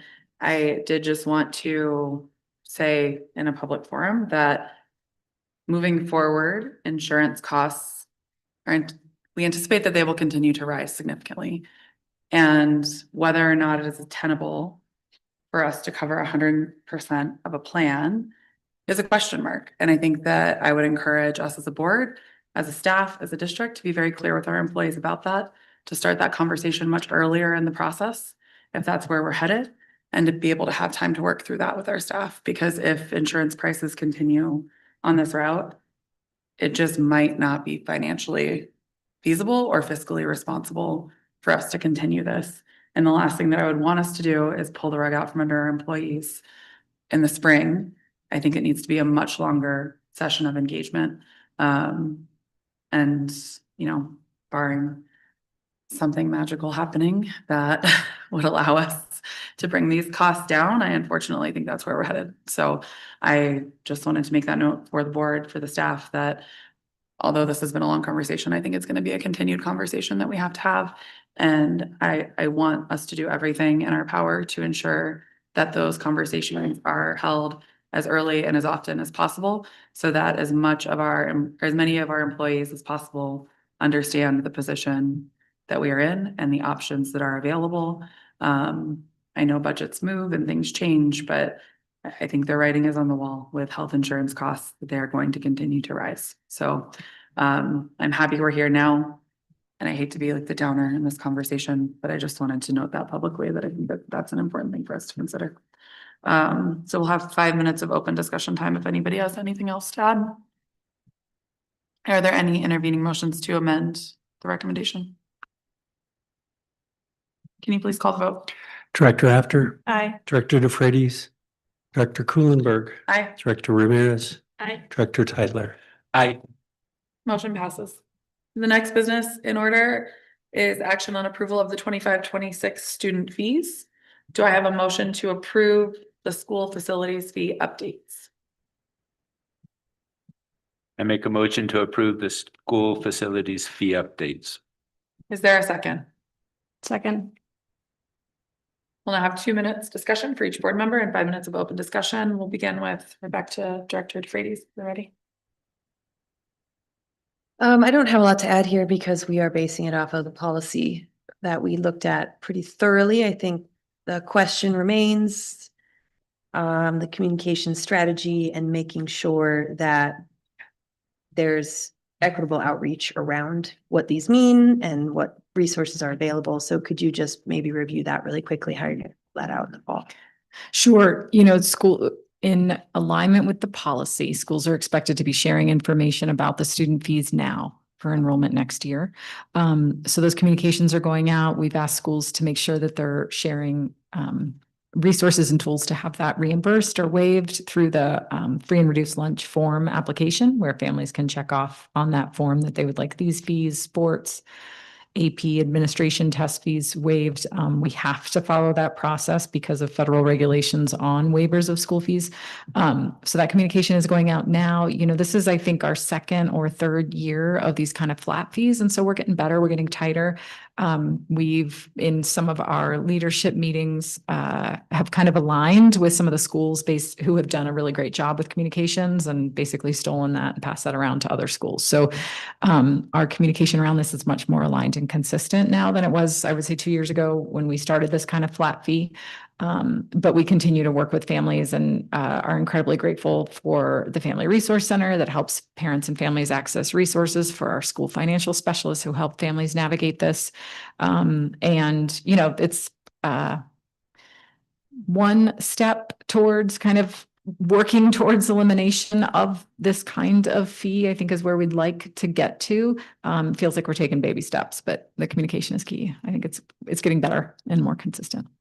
Yeah, I appreciate that. I appreciate the plan and the not reinventing the wheel. If some schools are doing it well, that's good. It's just a key piece of building trust to make sure parents know what to expect and how to access that. So thank you. To clarify before we move on, it was misstated in our agenda. I said, do I have a motion to approve the school facilities fee updates? But the motion was actually to approve the fees. Okay, then we don't have to redo anything. Thank you. Director Tyler. I have one question, Dr. Cole, on the student fees. It says about, due to financial constraints, we will not be able to continue the pilot project to reimburse schools for fees that have been waived for FRL eligible families. How then will schools pay for that and make that up? Like how do they cover that cost if we as a district aren't doing that for them? Such a good question.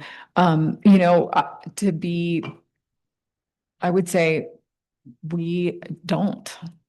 What we do, we haven't covered that, and it's inequitable because we have schools that have higher numbers of students at free and reduced lunch that we expect we're expecting the school to waive those fees, but we're not reimbursing them for them. Now, we see other offsets in terms of equitable allocation of resources. Those schools that have higher free and reduced lunch status get higher investment from like Title I funding. And so there are investments other resources going to schools with high numbers of free and reduced lunch student eligible students and families. But we don't offset this. I would say, it's not an area where I feel great about where we are. I know that the Carbondale Education Foundation has jumped in and said they're going to contribute to school fees for the Carbondale public schools because of some of these issues and challenges that they know we're experiencing. That's not equitable because that's great for Carbondale schools. It's not happening in Basalt and Glenwood. I can tell you that we have a list of funding priorities. Should our 25-26 budget turn out more favorable than we think, this is right up there on the top. It is, when we talk about policy ADB and we talk about those 10 goals, equitable allocation of resources is one of the key priorities. And this feels like not a great place to be landing. And when was this, or I guess this has been communicated to school leaders? Was that just done recently, or has this been in the making? Oh, it's been, to be honest, if y'all remember months and months ago, we realized that the money that should have been allocated for this pilot project in the 24-25 budget wasn't actually even there. And so school leaders knew this was a pilot project, and then they knew that the funding was unsustainable, because then we had to make sure, if you remember our September supplemental budget adjustment, address this fact that we didn't have this funding. And so I think school leaders are disappointed that we're not able to continue it. I think they're realistic. They understand where we're at. And I don't think it surprised folks. I think it was an appreciative pilot project, but we also framed it as that for this year. This effort was established at a time in which we thought our budget was in a really different place. Well, I'm glad to hear that it is up there in priorities of if money is available. For sure.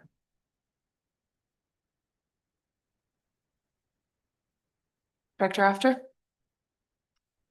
I had questions about the communications of this based on the rollout last year. That was a little bumpy. It sounds like you thought through that to make it smoother this year.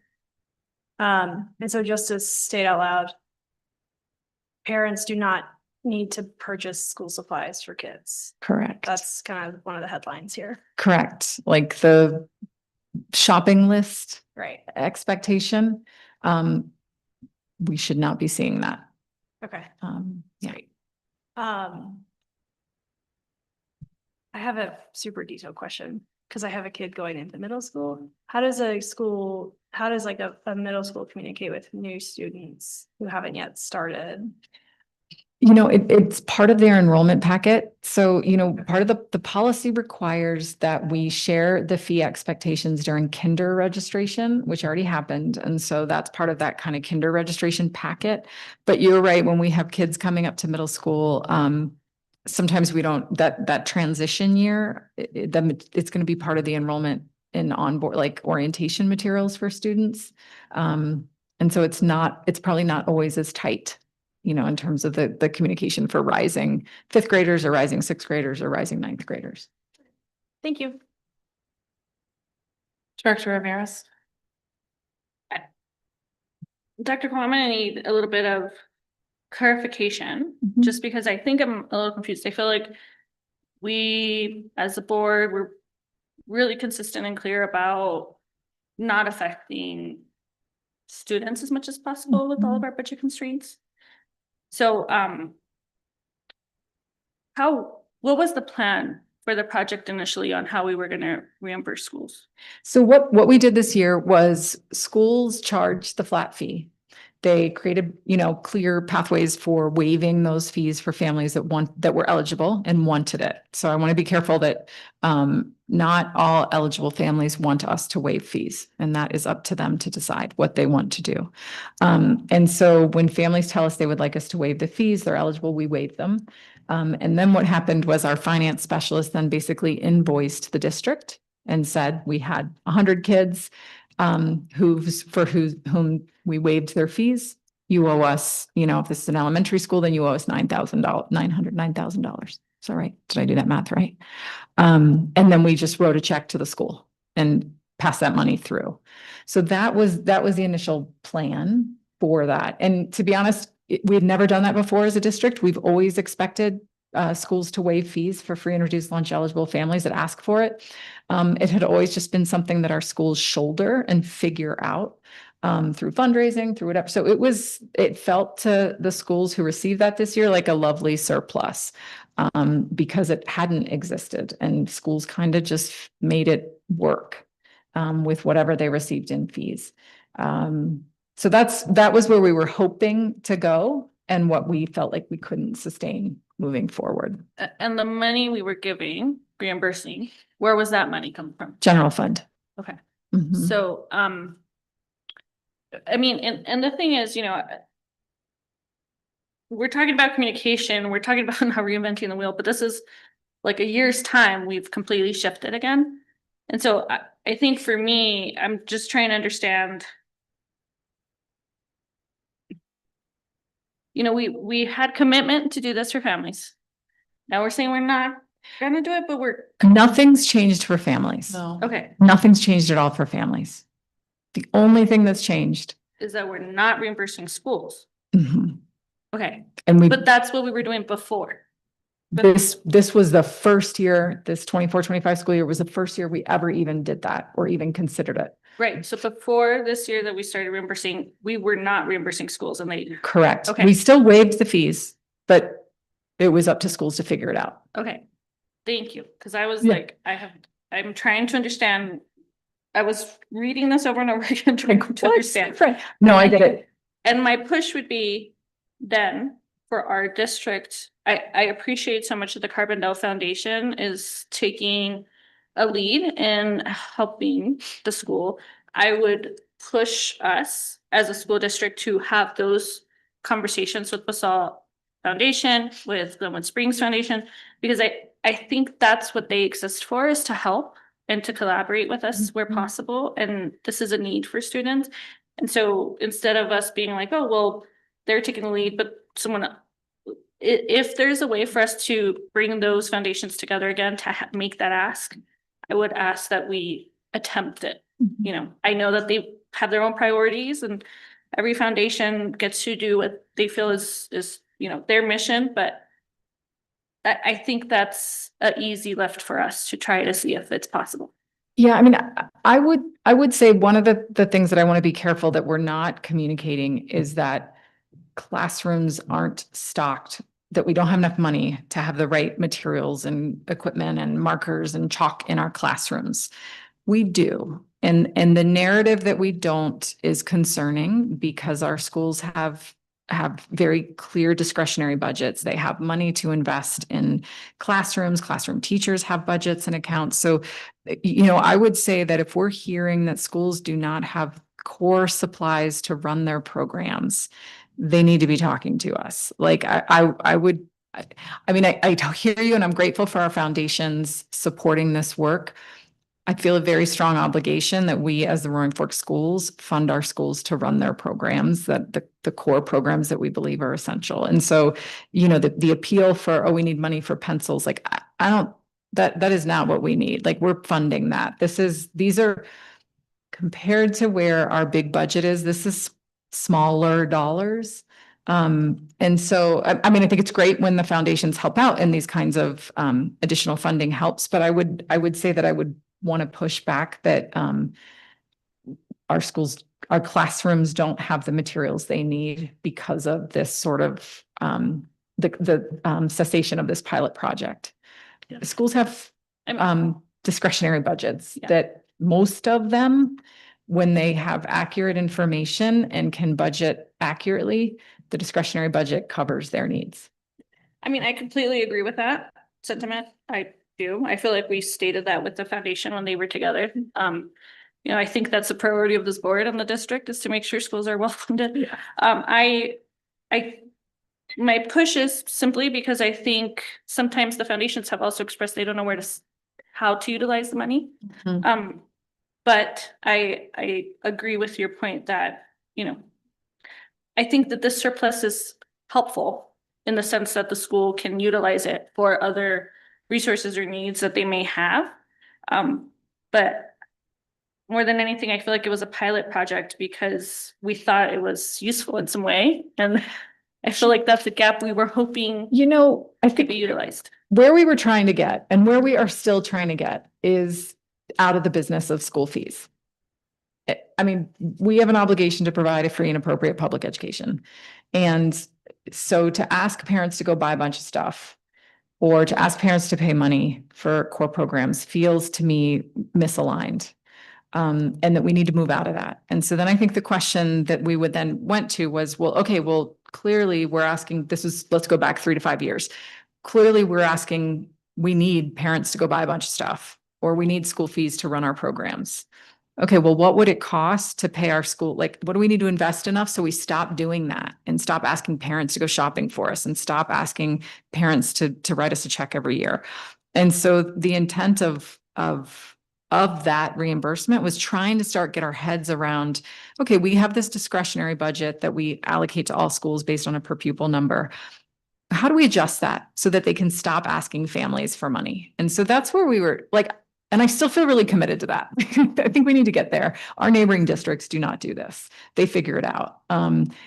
We need to figure that out. And how do we appropriately resource our schools so we're out of the business of charging families fees? And that's where I think trying to start to reimburse for that was trying to get us to move into that space to say, hey, maybe our school discretionary budget allocation instead of 146 per kid needs to be 136 for or 236 for elementary, and trying to find that right number.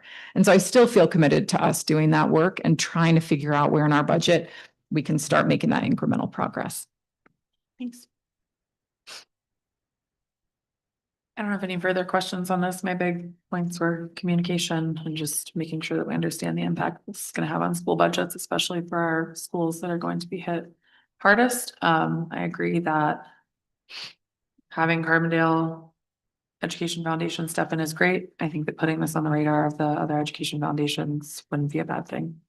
I think they do often want to hear from the district and administrators what would be most valuable, and it takes work off of the individual school administrators.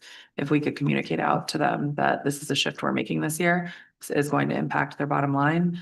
And this is a way that you could help. And then that it doesn't leave it up to individual principals to have to be bringing very specific requests to them. So we'll have 5 minutes of open discussion if anyone has anything else. Dr. Poe, you just mentioned neighboring districts don't do that. What can you? Garfield RE2 does not charge student fees and doesn't really have shopping lists. Yeah, but I feel like, okay, yeah, that we should head in that direction. Okay, I just tried to do quick math. Like the percent of a student fee that is our overall per pupil. Yeah. Is a very, very small percentage. So. Mm-hmm. I mean, I think that's another consideration when you're looking at this. It's like 1% of per pupil revenue. So is it really necessary? What is the impact? I think those are the bigger questions. And we are smaller. No, we're bigger than them, but not by a lot. Okay, sorry. You just got my brain. Yeah, no, it's a good question. All right, we're all good. Can you please, are there any intervening motions to amend? Oh, sorry, before we move on, we have to restate our motion. So I move that the board approve the 25-26 student fees as presented. Is there a second? Second. Are there any intervening motions to amend? Seeing none, please call the vote. Director After. Aye. Director DeFreitas. Aye. Director Kuhlenberg. Aye. Director Ramirez. Aye. Director Teitler. Aye. Thank you.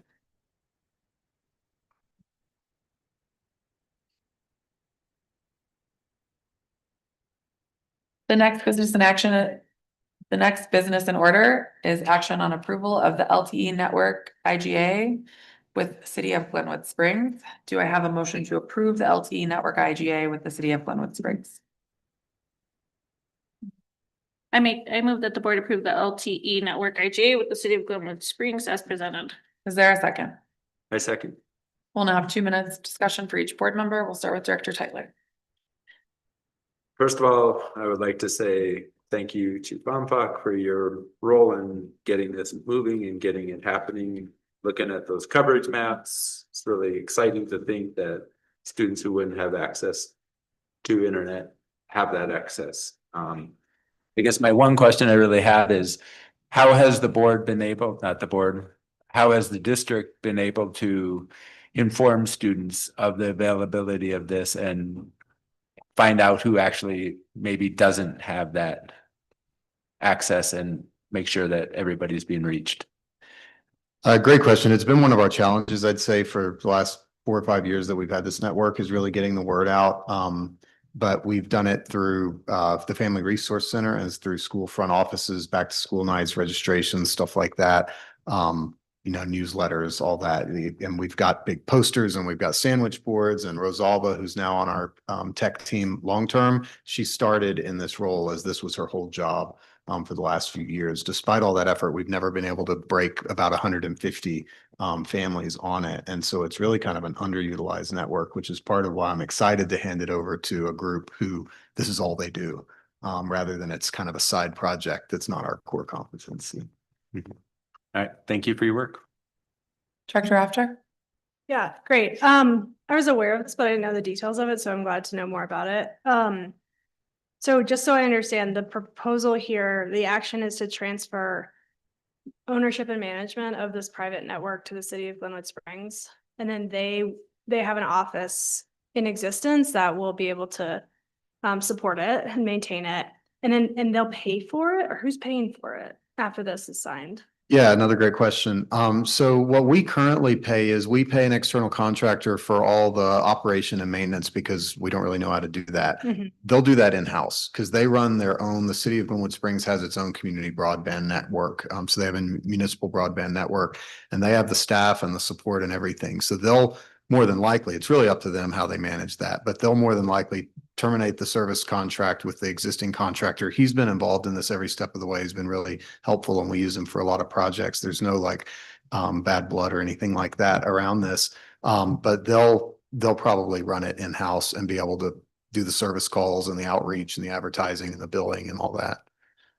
And so on the current map of coverage areas, it's quite wider coverage than just Glenwood Springs. Right. Will the folks who are accessing it in Carbondale or up Valley, will their service be disrupted? It will not be disrupted. Excuse me. So this is the city of Glenwood Springs is really interested in expanding their service area. They're not limited to just the city limits.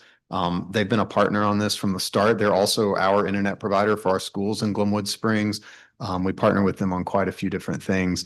And so they're committed to this for the long term. What the agreement states, we can't really ask for sort of a forever agreement because we don't know what the future looks like. So what we're writing into this is a 5-year at a minimum and 300 families, which would be double what we've ever had signed up at a minimum. I anticipate that both of those will be exceeded and that it won't stress their capability to deliver the service. But yes, they will maintain the service in all the current locations for at least 5 years. And just one more question. How do families qualify for the free service? Right now, the only qualification is you live in a service area and you have students in our schools. We don't check income or anything. And that's what we've agreed that they will continue. They don't want to be in the business of checking income or even checking enrollment status. So our Family Resource Center has agreed to be the kind of distributor of vouchers, essentially, that say, here's an access code. So we'll work with the city on exactly the technicalities of that. But I imagine it's a little card with an access code. We're not going to check income or anything like that. That's why we put in the 300 family threshold, that if a really great thing happens and we have a good problem to have, which is, wow, we have more than 300 families on this network, double what we've ever had. And they say, wow, we can't handle this many, which they might say, this is fine. It's not taxing our bandwidth or anything. But if they say we can't handle any more, then they'll ask us to start prioritizing those, and we do it based on free and reduced lunch. I think we've built in a lot of protections for the city so that this doesn't overwhelm their capacity to manage it. I'm optimistic that use is going to increase, but not to the degree that's too challenging for them, and that this is going to be a long-term permanent free service at no cost to us. That's my best hope. Yeah, that's amazing. I mean, internet service is not cheap, so I hope more people are able to take advantage of this and save themselves some money. Yeah. I mean, we're giving the city a very valuable investment in infrastructure, hundreds of thousands of dollars worth of hardware and network capability. They'll be able to monetize that and sell it to other people who don't have kids in our schools in those service areas. And that will help them basically subsidize our students. That's what we never did. We never expanded. We never offered it to anybody who doesn't have kids in our schools. So there's a lot of people like at Auburn and Pinyon Pines Apartments up Spring Valley Road who would love to be on this network, but we don't sell the service. It's not what we do. So I think it'll be actually a big community benefit for a whole lot of people. Great, thank you. Director Ramirez? Yeah, so I did a board tracker request on this. You know, this really took off during the pandemic.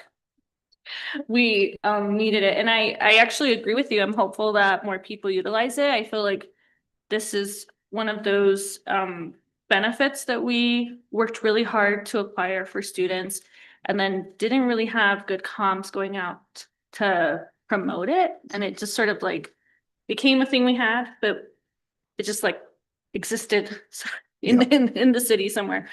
So you know, I really appreciate the commitment from our team to try to make sure that it lives out, even if it's outside of us, that it still exists. I appreciate that commitment from our team.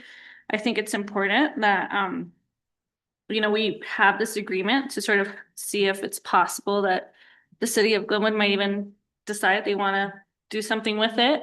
But, you know, I think this is the type of stuff that these types of agreements, these types of commitments from our team that I really appreciate that our school district has been creative to try to find. And although it maybe didn't reach everyone we hoped for initially, and it was really hard to get people to commit and learn about it, I am still glad that we did it. So I just wanted to say thank you to the team for really leaning on those partnerships to make sure it still exists. Thank you. Director DeFreitas?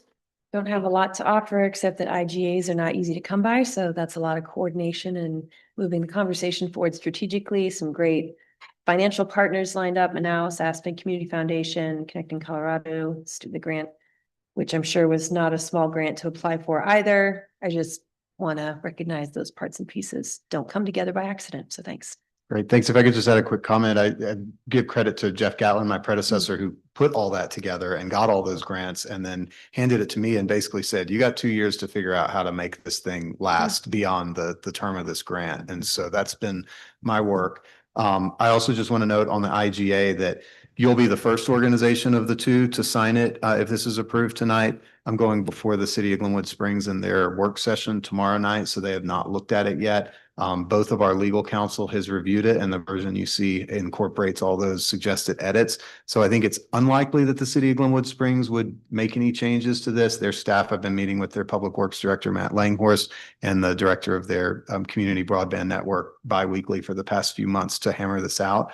But I just want to make you aware, there's a chance that if they need to make some minor modification, it might come back to you on a consent agenda, and we would just kind of redline that and ask for your approval of that. But I think the substantive parts will all stay the same. So we'll find out more tomorrow night. Thanks for the clarification. Yeah, I don't have anything further, so we have 5 minutes if anyone has anything else to add. Otherwise, are there any intervening motions to amend? Please call the vote. Director After, Aye. Director DeFreitas, Aye. Director Kuhlenberg, Aye. Director Ramirez, Aye. Director Tyler. Aye. Motion passes. Thank you. Thank you. The next business in order is action on approval of a proposed update to the 26-27 academic calendar. Do I have a motion to approve the board resolution to the board resolution to approve approval of the proposed update to the 26-27 academic calendar? I move that the board approve the proposed update to the 26-27 academic calendar as presented. Is there a second? A second. We'll have 2 minutes. Director After? I don't have any questions. We've gone over this change and why it's important, but since I have a microphone, I'd like to say I think kids should be in school more often. And, that's all I have to say about that. Director? This is not different from the last one. You just, okay, no questions. Director DeFreitas, No further questions on that. Director Tyler. No further questions, just I think it's very important that we're able to keep our role free and reduced from a previous year. And as this being the change, nothing affronting to the committee who put so much time into making the calendar that they expected to be the best calendar, but it probably wasn't on the radar and seems like a very important change. So I think it's great. I don't have anything additional either. We've talked about this previously, so I understand the reason why, and it makes sense. Okay, we have 5 minutes if anyone has anything else. All right, can you please, are there any intervening motions to amend? Can you please call the vote? Director After. Aye. Director DeFreitas. Aye. Director Kuhlenberg. Aye. Director Ramirez. Aye. Director Titler. Aye. Motion passes. All right. Director Kuhlenberg, I Yeah. don't see the DAC members here for the next item. I think that's okay. Okay. Forward through it. Sorry. I want them here. It does state in Regulation AE-R that the board shall appoint persons to the DAC. I think that's why they brought it forward. There is an attachment that I added that came today, which includes the list of names and the vote from within the DAC. I also shared out the spreadsheet with the board, which included the applications for each member. Okay. Historically, we have not had the applicants present as we've approved them. So I think that would be a change in process. I'm comfortable moving forward approving them. And I'm going to go ahead and move on to this action item. The next business in order is action on approval of 3 new members to join the District Accountability Committee. Do I have a motion to approve 3 new members to join the District Accountability Committee? I move that the board approve 3 new members to join the District Accountability Committee as presented. Is there a second? Second. We now have 2 minutes each for discussion. We'll begin with Director Ramirez. I'll state that I was really hoping that these applicants were going to be here to meet them at the very least. It's been really important to this board to have a functioning DAC and to have members on the DAC that is autonomous from the district and is really working towards accountability for us. But I think there has been some confusion in the past of the duties of the DAC, the overlap that it has with the board and how it works with the board. And I think it's really apparent in some of these responses that there's still some confusion about the purpose of the DAC. And so I would just really want to encourage the DAC to share the responsibilities from the CD website. And I don't know if that happens with onboarding. I don't know if there is any onboarding, but I definitely think it's incredibly important for there to be clarity and understanding on the purpose. And I think that's helpful for the board and for our team, just moving forward in really solidifying how we all work together. And then I just wanted to make mention that, although we're approving 3, we still need to recruit for the DAC. So if anybody is interested, we really appreciate the time and commitment all volunteers give to the school district. And there's still open positions for the DAC. So that's it. Director DeFreitas? No further comment on that. Thanks. Director Titler? I appreciate the members who are looking to become part of the DAC and appreciate their commitment and their time that they're willing to put forward to this committee. And so to say thank you. And I just would also like to mention that it's appreciated, but again, when we're trying to look at representation of our district, it continues to be a DAC that does not represent our student population. Thank you. Director After? Happy to vote for these members and grateful for their time and to Sarah and Brian, who have been working diligently to recruit new members, and especially grateful to my girl, Amy Westervelt, who I've known since I was 15 years old. So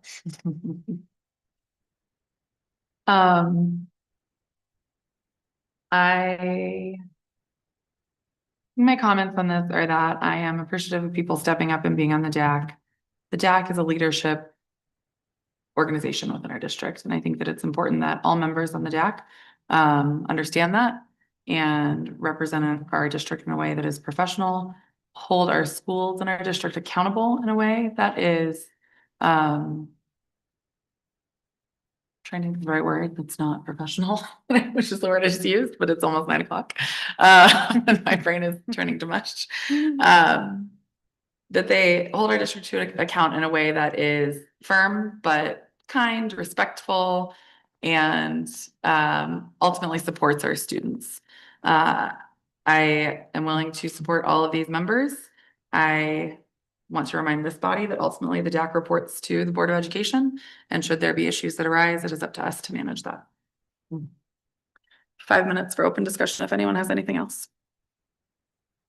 I just wanted to second Director Tyler's comment that the DAC would be a great place to see more representation, and how we can get support in reaching out to communities whose voices should be heard on it.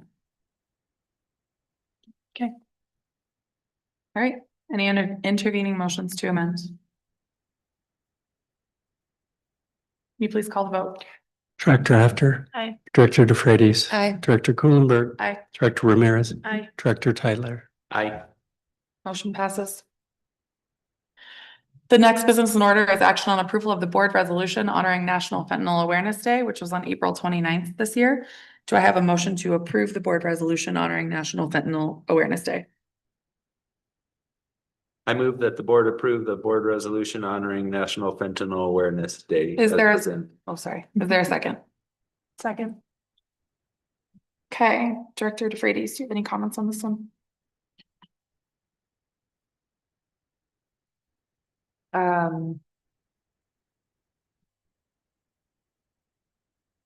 It's a heavy one. It's something that a lot of us would prefer to imagine is not in our community, but it is. And I appreciate the board taking time to recognize that, and the support that we give the SRO positions, which I know are critical in helping maintain some of the relationships between our community organizations that try to make sure that our students have the best possible opportunity to move forward in their life without being negatively affected by drugs like fentanyl. So that's my comment. Thank you. Director Tyler? Much the same, just anything that we can do to educate the public to the dangers of fentanyl and make it a more, to raise awareness is great. And so for that reason, I'm very much behind this. Great. Director After? Yeah, grateful for the time and putting this on the agenda, and happy to support it. Director Ramirez? Thank you. So this is being updated to a resolution. It was a proclamation that we had created a year ago or two. But I want to just give a shout out to Kath Adams, who is a parent and a mother of Emily Adams, who is a student of the district. I think that this resolution and the commitment for us to share age-appropriate information and resources with students and families is really important. And I think that this is, I think that, you know, like Director DeFreitas said, this really hard thing to realize is affecting this Valley community. But there was a line on here that I think is really important about just really being able to provide information to reduce the potential for the dangers and potentially saving lives. And so I appreciate that this board has committed to making it a resolution and honoring it as a day in the years to come. Thank you. I would just echo those comments, the thanks to Kath. The stark reality that this is a real issue in our communities. And I am glad that we are taking this move as board to again honor National Fentanyl Awareness Day. We'll have 5 minutes for open discussion if anyone has anything else. Are there any intervening? Oh, go ahead. Just it's been said again, but again, a shout out to Kath Adams, who's devoted her life in these last few years, and thank you. Are there any intervening motions to amend? Seeing none, can you please call the vote? Director After. Aye. Director DeFreitas. Aye. Director Kuhlenberg. Aye. Director Ramirez. Aye. Director Tyler. I I'm going to refrain from reading the resolutions tonight in order to move us along on the agenda. The next business in action is approval, the next business in order, excuse me, is action on approval of the board resolution honoring Asian American Pacific Islander Heritage Month. Do I have a motion to approve this resolution? I'm sorry, Madam Chair, I need to amend it. Do I have a motion to approve it? And then you can introduce an intervening motion to amend. I make a motion to approve it as presented. Is there a second? Second. We'll now have 2 minutes of discussion. We can start with you, Director Ramirez. Sorry, we need to I think I know amend. why. Yeah. Yep, Can you go ahead? sorry. Can you explain? I just remembered, Director Kuhlenberg's daughter reminded us that this needs to be updated because they have added Native Hawaiian. Native Hawaiians It's now to, AANIPI Heritage Month. and I apologize because she did tell me and I forgot. And this is why. My 10-year-old is an avid reader of the week and corrected me on this one. Yep. And confirm the order. If you could confirm, one of us can confirm the order. So are we still voting on it? Yeah. We're just adding language, sorry.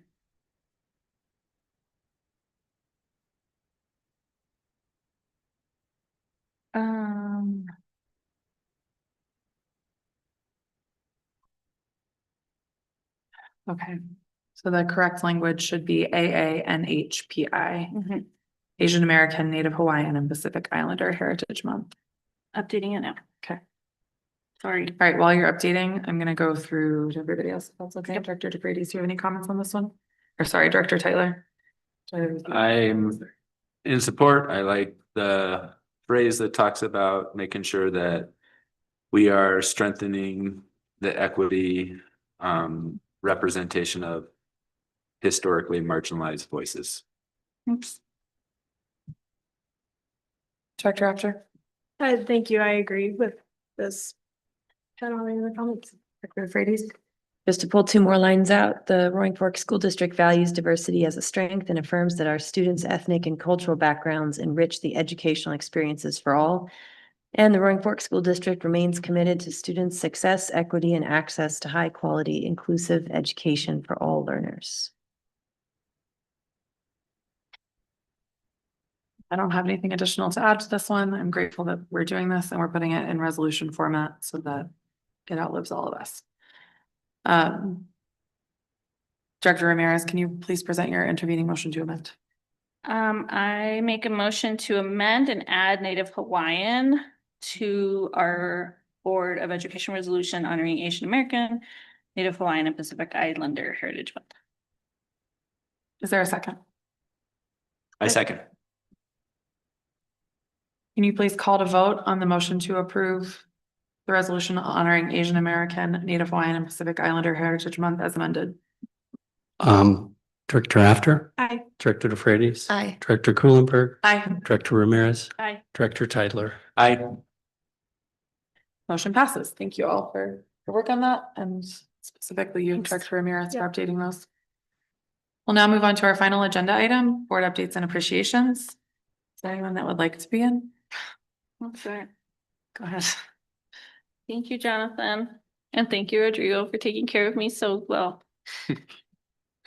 And all of the things, including chocolate and coffee and sodas, and our team benefits from all of the things that you guys do to make our meetings and us run smoothly.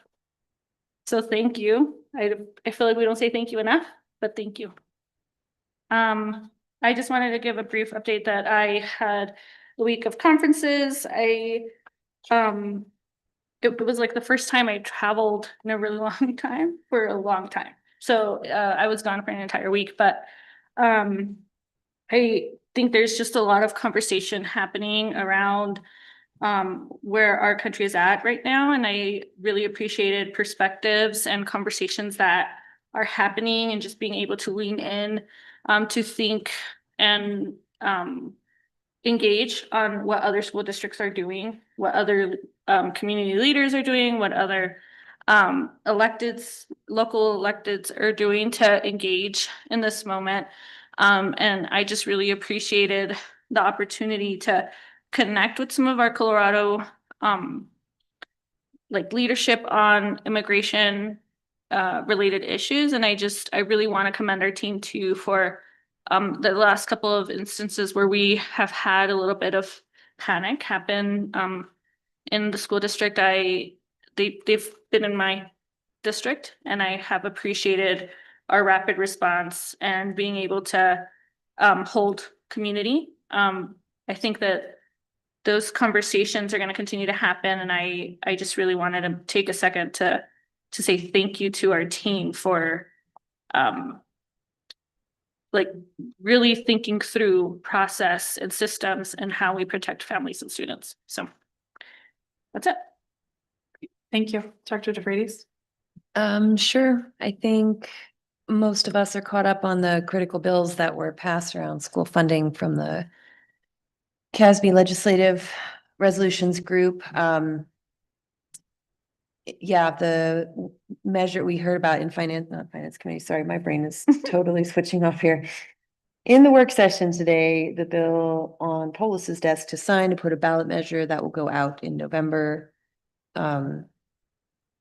All of that is going to still be at play. So while the session's over, it's not quite over. We had labor management committee. Sorry, we changed the name. Labor Management Committee met, and you've heard what they came up with tonight. We've already seen it. Yeah, I'm trying to find the words. I'm really reaching you. School meals for all. The school meals. Yes, that one. Thank you. School meals for all. Yep, November ballot. We're gonna do a whole thing. And then my appreciation is Glenwood Springs Middle School crew model has been kind of a joy to watch. They are bringing together support for students from all academic angles, and they are building peer groups that are vertical with 6th, 7th, and 8th graders. And I just really appreciate the effort that goes into it. I think they're doing a great job. Great. Thank you. Dr. Tyler? I would like to say, give a thank you to Yampa, who hosted the BOCES board meeting, and we got to do a great tour of there, and what a great facility they have and great programming, really impressive. At that meeting, we finalized our next budget. Coming up is going to be looking at creating a strategic plan, and the next meeting's coming up. I would like to give appreciations to the teachers who are, I guess, in like the dog days of the year, and it gets hard and it's overwhelming and it's running on fumes. And just thank you to everybody who's continuing to give that great effort, even though it's hard at this time of year to do that, and knowing that they do it because they want to give their best to the students. So thank you. And also thank you to Octavio Maese. I'm not sure if I'm saying his name, but for being here for our work session and providing us a great dinner tonight, and for being able to share what he is doing with his lunch program throughout. And finally, I would like to ask if I could have talk about a future agenda item, and I don't know if that should be phrased just now or if that should come in a board tracker. I could do it either way, but I would like to have a future agenda item to see if we could talk about the strategic plan, the number 1 of students first and number 2 rigorous learning for all, and how this coincides with ADB and the data that is in the dashboard, and have that as a future agenda item. And so I guess the protocol then is to put that out there, that is something that I would like to see, and then that we discuss that then at the next board meeting of whether we move forward with that. I guess my question is this statement enough to want to do that, or should I be writing a tracker? request to do so. Okay, thank you.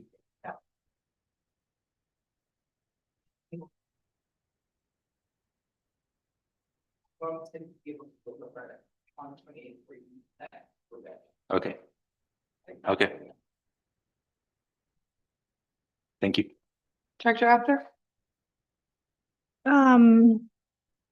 Yeah, I don't have any updates to share, so I wanted to use my time to express gratitude to all the fourth grade PE teachers across the district who brought together 6 schools on Monday to compete in the annual kickball tournament.